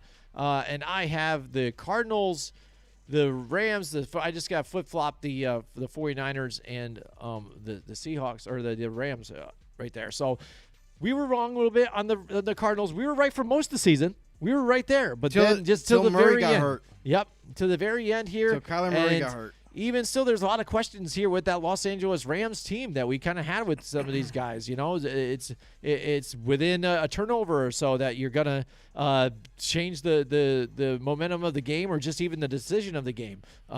So, I mean, that's going to be a really tough game in the playoffs moving forward, looking at that one. But the 49ers, what a fresh look for them to keep pushing forward despite injuries that they've had and things like that moving forward and making the playoffs here, playing tough here at the end of the year. Yeah, well, and the strength of their team is their defense.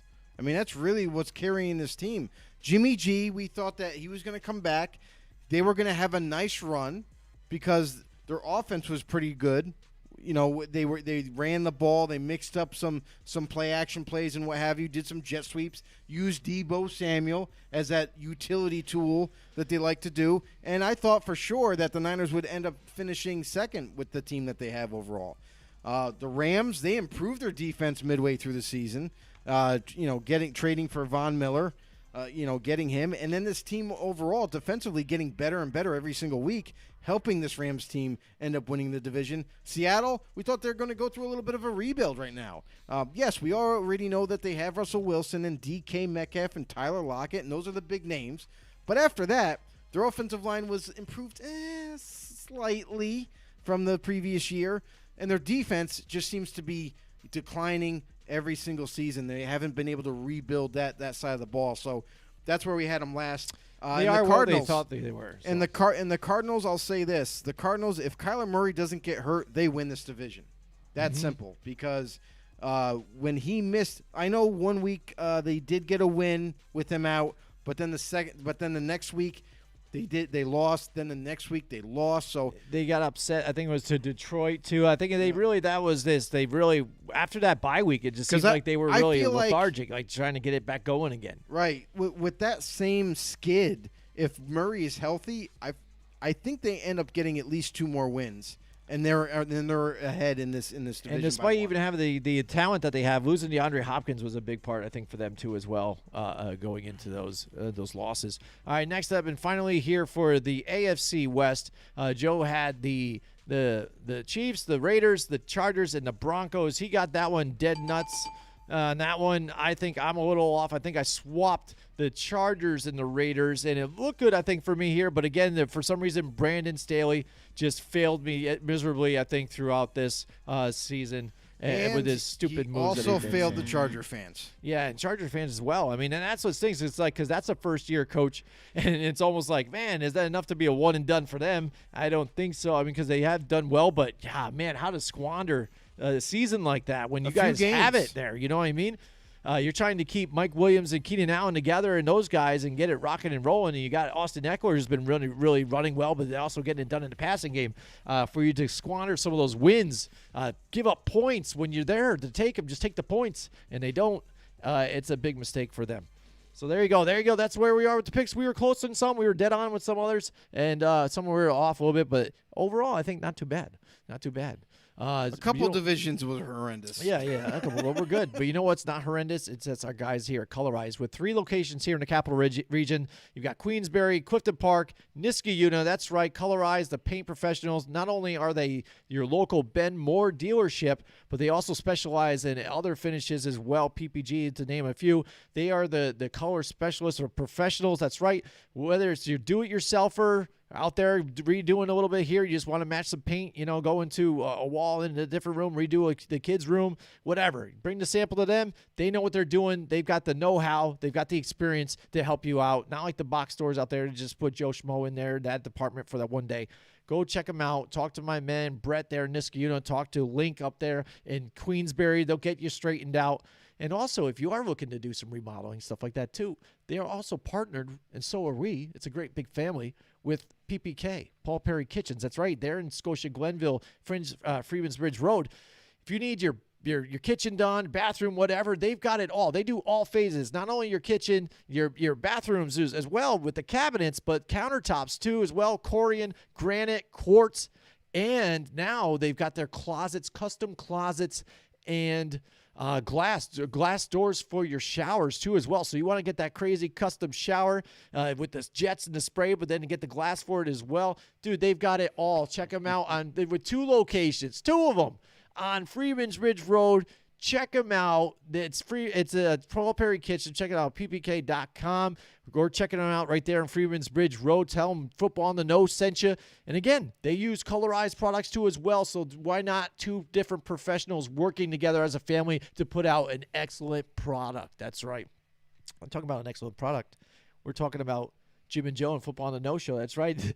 You guys, we thank you so much for everything that you guys have been doing for us, all of our sponsors out there. It's hope for a great year this year moving forward. And I want to shout out to Steve Murray out there, who's been doing good with EA Originals and doing stuff now. He's going to be doing a live stream on Twitch, I think, on Thursday for his game, Knockout City. So he's going to be playing Knockout City and answering questions there on Twitch. So check out Knockout City and their Twitch channel for our man, Steve Murray, who does our voiceover for our show, who's really stepping up and doing a lot of big things here. Shout out to him and all of the New Orleans out there, and thank you so much for doing what you do. And we've got No Donnie in the house with us tonight. He says, what's up, guys? Go Big Red, rise up, Red Sea. Yeah, and dude, it was scary a little bit for these guys, though, There is No Donnie in the house with us tonight.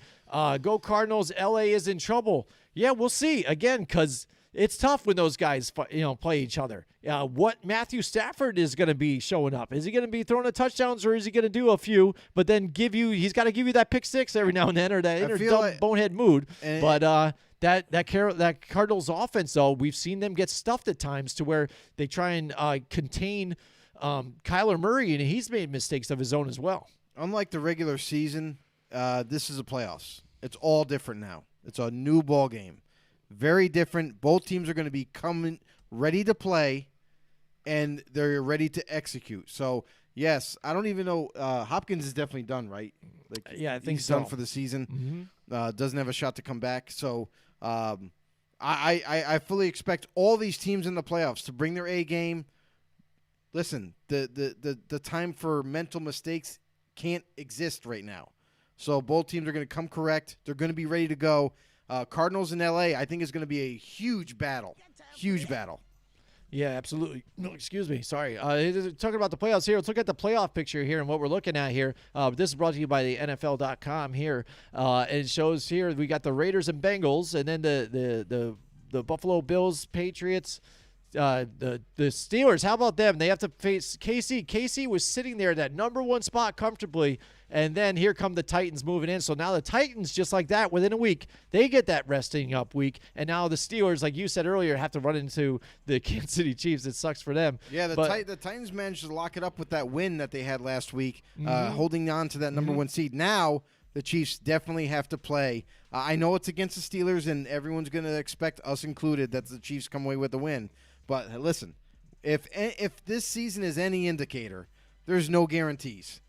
So we'll wait and see for that one. It's going to be exciting. Yeah, but Mikey, No Donnie, he's excited about the Cardinals and the Rams. He said, yeah, they said realistic timeline NFC Championship game for Hopkins, so he can come back. He can as long as the Cardinals make it to the championship game. Absolutely. And then you've got the Dallas Cowboys and the San Francisco 49ers, and then the Philadelphia Eagles who sneak into the playoffs here. Against Tampa again, and they've played Tampa early on the season and played tough for them for a little while too as well. So they're hanging tough. That's an interesting matchup. So that could be interesting there for them too, because we've seen the Tampa Bay Buccaneers now that they've lost some of their weapons, and it's funny how people describe franchise quarterbacks. You've got the aura around Tom Brady, makes everybody that much better, but a lot of the narration we're hearing, or the dialogue here with the Tampa Bay Buccaneers, are like, oh, man, they lost. They don't have Antonio Brown now, and so he's off the team. Losing Chris Godwin, that was a big thing. So now they're struggling for weapons, and I can't get it done. I'm like, dude, if you can't get it done with Mike Evans, and even the way Scotty Miller has been playing, you've got Cameron Brate there still, and O.J. Howard still. You've got weapons to float around, and still Rob Gronkowski. You can't be complaining about not having weapons, especially, again, if you're talking about how great Tom Brady is here, the general himself, the greatest of all time. He should be able to get it done, but really this offense is kind of sluggish a little bit right now. The one thing, too, is that they are getting more players back. So they are going to get Gio Bernard. They're going to get Levante David, and they're also big. And they're also going to get back the other running back that they have, the biggest name of all of them. Leonard Fournette. Leonard Fournette, yeah. Leonard Lloyd. But just like you were saying, like Antonio Brown, they're making a bigger deal. I don't think that's that big of a deal. Yes, Brown, don't get me wrong, has been playing great for them. However, Scotty Miller's no slouch. I feel like he's going to have a huge game in the playoffs because opposite Evans, listen, everyone's going to double team Evans. It's a given. It's going to be up to everybody else to step up. And they should, especially when you get closer to that goal line, because that's when he's a big threat for those guys Rob too as Gronkowski. well. All right, so we're going to be talking about it. It's the playoff picture. That's right. Let's take a look at the competition. Here it is with Joe and I. It's neck and neck still. I picked a lot of the same last week to try and stay with Joe here, so it's coming down to the playoffs, baby. It's all for this one. So right now it looks like I'm losing. I'm going to be drinking this thing full of liquor the week after the Super Bowl. It's going to be a hell of a show. It's going to be a lot of fun. Wait till you guys see me with a buzz on. It's going to be entertaining as much as you know that one. That one's going to be fun. But who knows? We got a lot of weeks here, or a few weeks left over at least. So with Joe, let's get to it. Let's look at that playoff picture. Let's look at seeing no Donnie's with us. Let's go look at the NFC first and that Cardinals and that Rams game. What do you got in this one? This one, listen, I've been riding the coattails of the Cardinals since before the season even started. I said they were going to win the division. They came up a little bit short, but I feel like that was part of not having Kyler Murray for a few weeks. And now that he's back, now that he's 100%, I feel like this team is going to come together defensively. Listen, they're going to get J.J. Watt back. Their team is coming into the playoffs healthier, minus Hopkins, but I feel like they're going to do enough to get this win here. This is an interdivision rival. This is going to be nuts. I feel like this is going to be one of those great games down to the wire, but I got Cardinals coming out with the win. All right. I would like to pick the Cardinals in here. I think I really like them in this situation here. But, again, I am down by a few games here. I'm going to get nutty in this wild card playoff here. So I'm going to go with the Rams here on this one just to be different here. And we'll see what happens. Maybe I can get a game back here on Joe. All right, next up we've got the San Francisco 49ers. I really like the 49ers in this one. They're really playing tough here and coming here, like you said, and a lot of it's that defense. And that Dallas Cowboys, again, the defense was playing well at times, and they're stepping up, and you got to give Dan Quinn credit, but also the fact that they went and they drafted Micah Parsons here. That's the guy. This is the problem when you talk about being a Giants fan and the issues that you have. Joe and I had picked them to pick Micah Parsons early on in that draft, last season, and when they get Kadarius Toney and stuff, yeah, he's got some flashy moves here and there, but Micah Parsons was there for you to grab. It would have fit the system right, and look at what he's doing right now in the NFL. He's looking pretty scary, and we're still looking for that edge rusher that we need, and he was there right there for us. Another big mistake. But the Cowboys looking good on defense. Offense still doesn't look like they're really clicking. I don't really get it. You got all these weapons here, all these guys to dish it out to, and Dak Prescott's the most accurate quarterback here and there and this and that, but really not really surprising me so much here. What do you got in this game, Joe? I got the 49ers because I just like how they've been playing down the stretch. Their defense is healthier. Their defense is strong. Their offense is hitting on all cylinders, really. Kyle Shanahan's doing a phenomenal job right now with this offense coming into the playoffs. He's got them all dialed in, and I just like the Niners. I like how they got all this momentum coming into the playoffs. They're playing much better now, and the Cowboys have been struggling as of late. So their offense can't seem to put points up on the board, and despite their defense's success, they're just not able to get it done. So I got the Niners in this one. Yeah, I mean, I was thinking about doing a Cowboys just to be different here, to try and catch a game. But again, being a Giants fan too as well, and believing what I'm seeing here, I don't really see the Cowboys, even though they are the third seed, moving all in on this, and I'm not buying it. I really like the momentum that the 49ers are bringing. I like how the fact that they are able to win despite injuries too as well, having Jimmy G in there, then Trey Lance, and Jimmy G, Trey Lance, having multiple injuries at running back, but still getting the running game going, whether it be with Deebo Samuel or the other backs that they have. Mitchell. I really like what's going on with Kyle Shanahan and that coaching staff. He's doing a good job this year. And like you said, that defense, they're all fully healthy here and playing well. I like the 49ers here as well with this one, Joe. All right, now we've got the Eagles and the Tampa Bay Buccaneers. Tampa at home.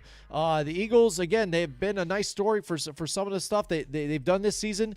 Played really hard. It seemed like they finally decided to go with the running game. At the second half, it started changing some things. A lot of people want to say Sirianni could be even potentially up for the coach of the year. I really don't agree with it on that one because he really hasn't done enough here and still made a lot of different mistakes. And Jalen Hurts, he looks good at times. I know a lot of Eagle fans even out there are still disappointed about moving on from Carson Wentz. They don't really like Jalen Hurts. They're still not on the Jalen Hurts train. I like a lot of special things he does with his legs, still making some of those bonehead throws here and there, but it looks like, at least for me, that he's trending in the right direction and maybe fixing some of those, but only time will tell on that. I still don't think they have enough here. I think I like the Tampa Bay Buccaneers in this one.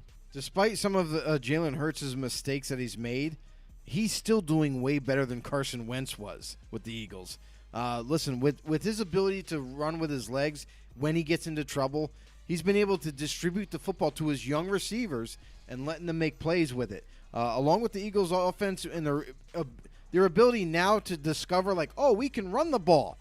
Let's do that and let's mix up some plays. Their offense has been impressive down the stretch. However, their defense, even despite it being on the rise and improving, I feel like coming up against Tampa Bay, this is going to be very challenging for them because Tampa Bay is going to try to run the ball down their throat. And we've mentioned before the season even started that the linebacking core was a weakness of theirs. Are they going to be able to overcome this, stop the run, and I know it sounds crazy, but make this team one-dimensional and have Tom Brady throw the football? Because I feel like the best positional grouping that the Eagles have on defense is their D-line. If they're able to get pressure on Brady, make him throw the ball a little too soon, make him move off his spot, make him throw on the run, they might have a chance to kind of disrupt enough of Tampa Bay's offense to stay in this game. Maybe they could squeak it out in the end. But lo and behold, I'm going to go with the more seasoned team. Tampa's won it last year. Tampa's back in the playoffs again.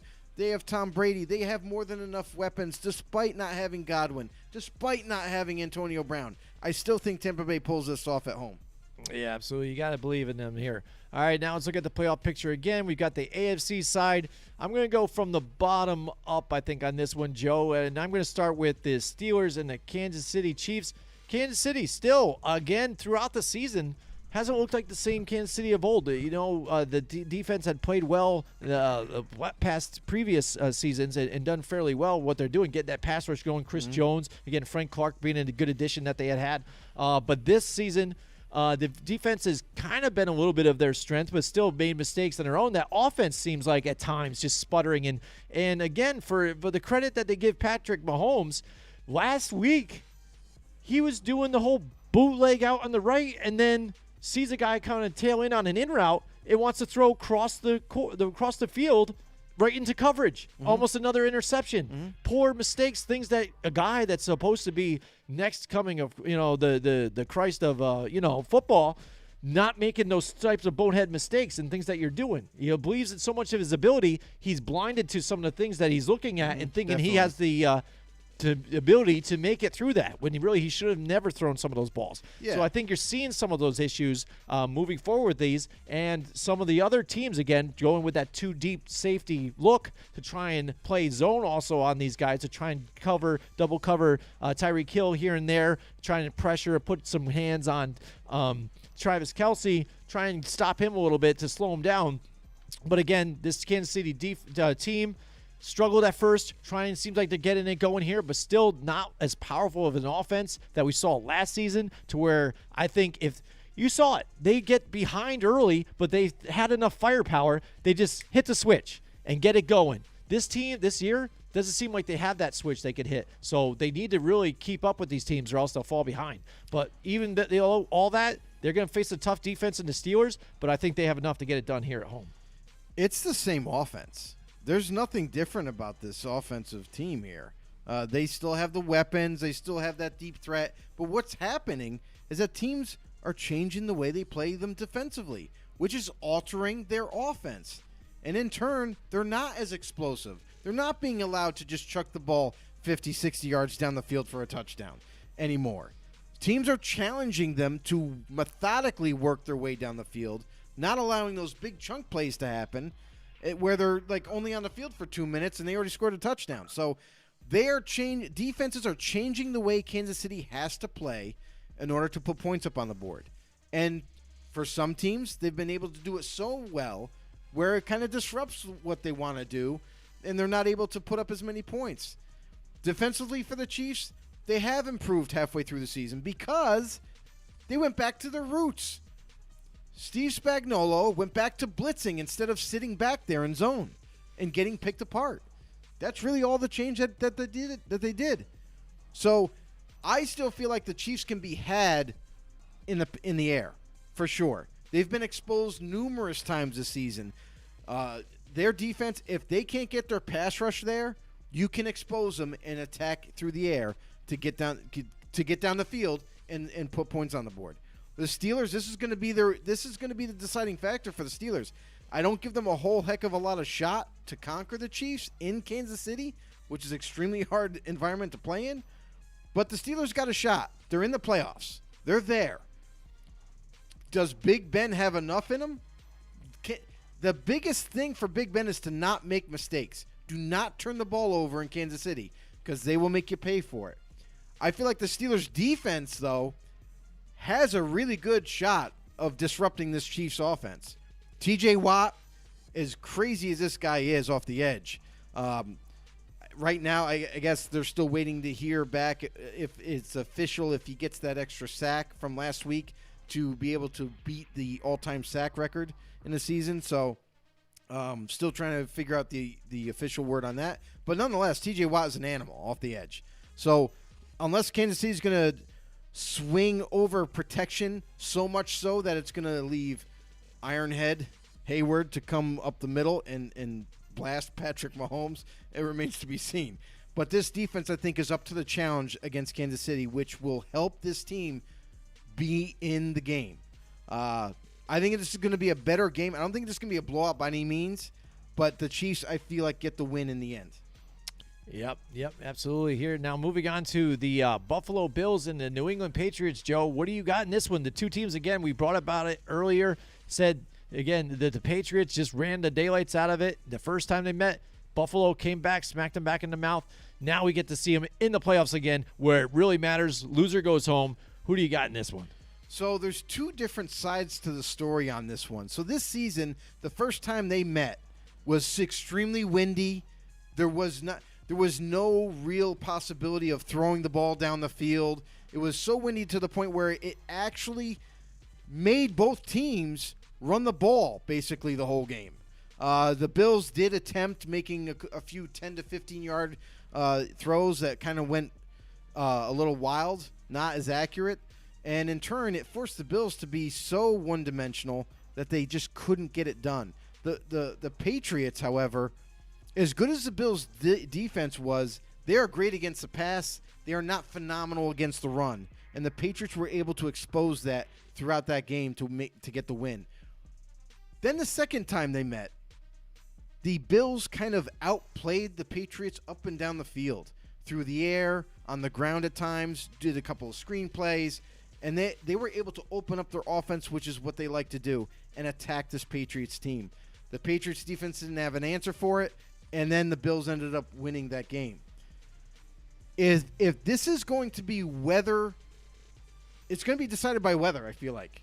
So if the Bills are able to do what they want, able to throw, able to run the ball at times, mix it up like they did in the second meeting, I feel like the Bills are going to win this game. Not only do they have the crowd behind them because they're home, but both these teams understand each other very, very well.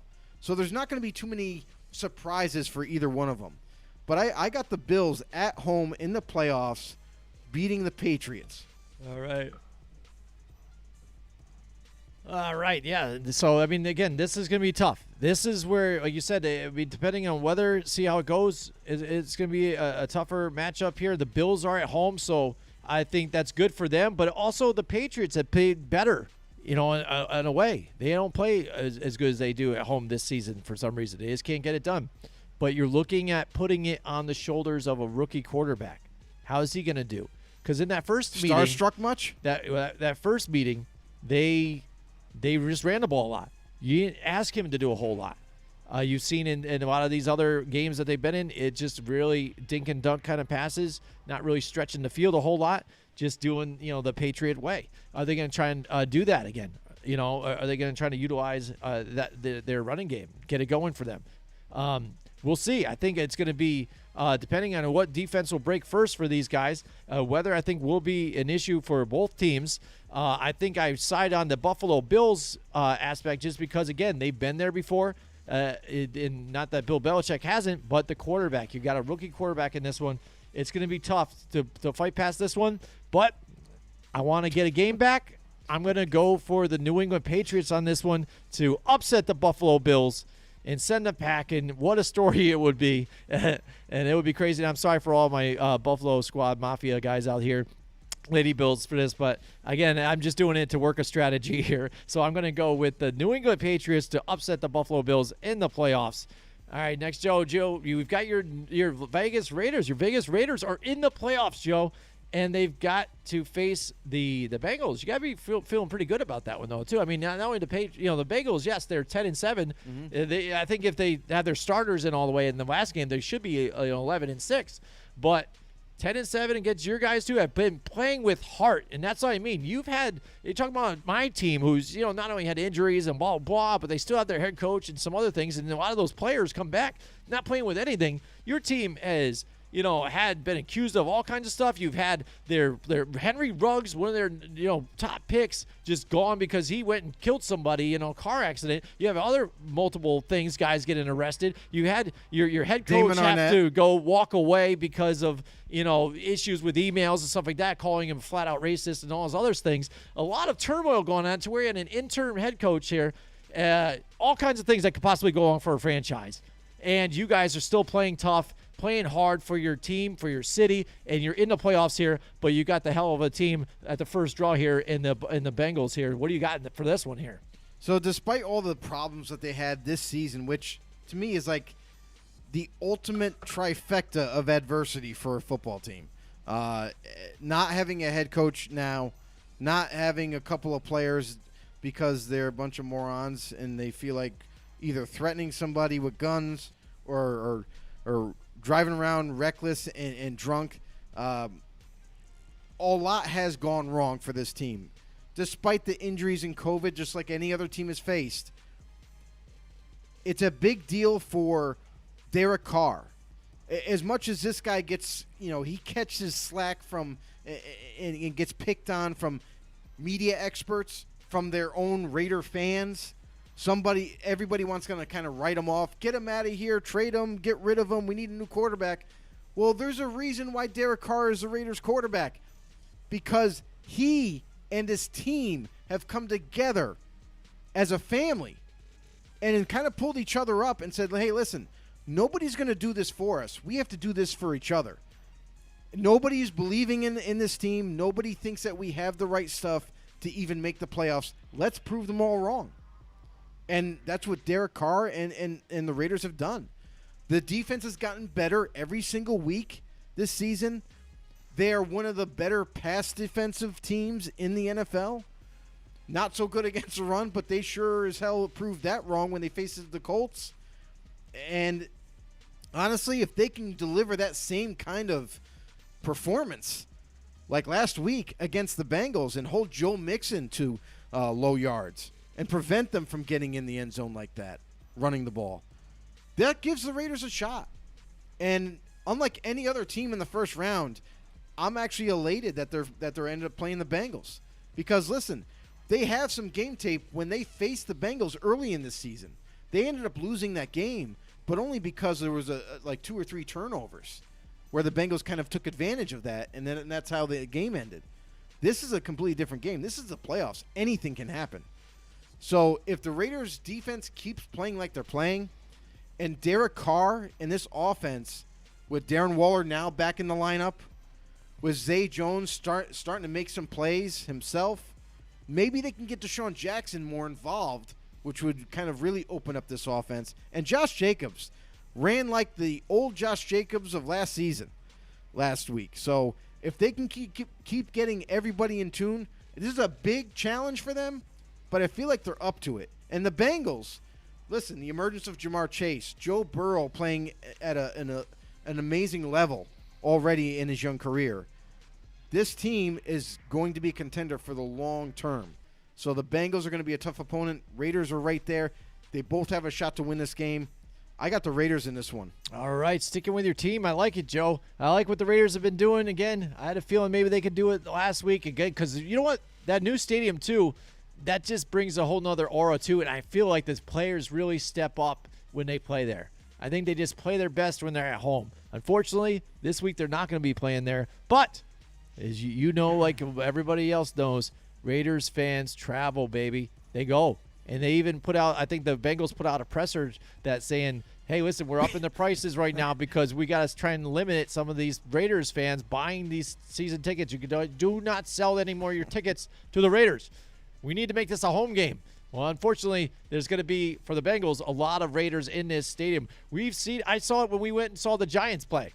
There was a lot of noise coming out of for the Raiders in that game. I mean, so it was 50-50. If not, there were more Raiders fans there than Giants fans. It was sickening. It was crazy. And the way these guys take over stadiums, it's nuts. So it's going to be a good game. I love the playoff atmosphere in this whole thing. I love it all together. I like a lot of these games where the playoff atmosphere is going to be. I really want to side with your Raiders, Joe. I really do. But I'm looking at even the competition that some of these that the Bengals have faced, and they've really put it to a lot of these guys. I think this is going to be see how your defense handles this offense, and if they can stop Jamar Chase and stop the run, like you said, where they had problems in stopping the run early on in the season, but then really nipped it down, and they really did a lot last week too as well. I mean, the Raiders have a chance in this one. But just to be different again, I'm going to go with the Bengals on this one just to try and – I'm going to try and make it up this week here and really make a push here. So I'm going to go with the Bengals here. Either way, I'm excited to watch it. It's going to be exciting. If your Raiders win, I'm excited for you too as well, my friend. So cause it's great because if the Giants were in the playoffs, I know you'd be excited for me, and we'll see what happens. I'm excited for you and your team, and let's see how far these guys can make it. Do it for Gruden, do it for Madden, do it for whatever, yourselves, people that put you down, everything else, all the adversity you've gone through. Let's see it, baby. But right now I'm trying to come back and win, so I'm not drinking this thing at the end. So we'll see. But that's it. That's our show for tonight, everybody. Real quick, What's up? Before we go, Mike Tackett did give me his picks. Oh, yeah, we got to go through the picks here. He said he picked the Bengals. He picked the Bengals. Against the Raiders. Okay. He picked the Buffalo Bills against the Patriots. He picked Tampa Bay. Yep. Against the Eagles. He picked the Dallas Cowboys against the Niners. He picked Kansas City. He said, a.k.a. sorry, Ben. Okay. And then he picked the Cardinals. And the Cards. There you go. So a little bit different here. He went Cowboys. We didn't go Cowboys at all. Like, I just couldn't bring myself to do it because even I'm looking at that fact, if I do bring and pick the Cowboys and they end up losing, then I'm like, damn it, why did they do this? They did it to me one other time when I tried to be different, and they just screw me over because that's just what Cowboys do. I hate them. They hate me. That's just it's just the way it is. It's the way it is. Go home early, sleep on your sleep number bed, Dak Prescott. We don't want to see you there anymore. All right? See you later. Bye-bye. All right. We are see you later, too, in this one, though. Everybody, thank you so much for joining us tonight. Podcasts for you guys listening to us tomorrow, whenever you guys get a chance to. We really appreciate you guys. Spotify out there. Make sure you give us a rating. And also, check it out. Come check out our other formats, too. We are on YouTube. We're on Facebook. Just Football on the No Show. Search it up right there. On Twitter, so you can get some more updates and stuff like that. We're on always Twitch. Posting stuff. And we're on Twitch as well, too. That's right. Twitchers out there. Help us grow there and you get started with an affiliate. Become an affiliate there. We need some people to just watch along with us and interact there. We really appreciate it there, too. We're trying to grow as a team, so really appreciate it. And playoffs, baby. It's moving forward, getting closer to that big game, and we're going to bring you guys a lot more stuff, too, as well on the horizon. So check it out, and we can't wait for it, and we'll see you guys next time. Join us next week from 8 till 10 Wednesday nights for more Football on the No with Jim and Joe.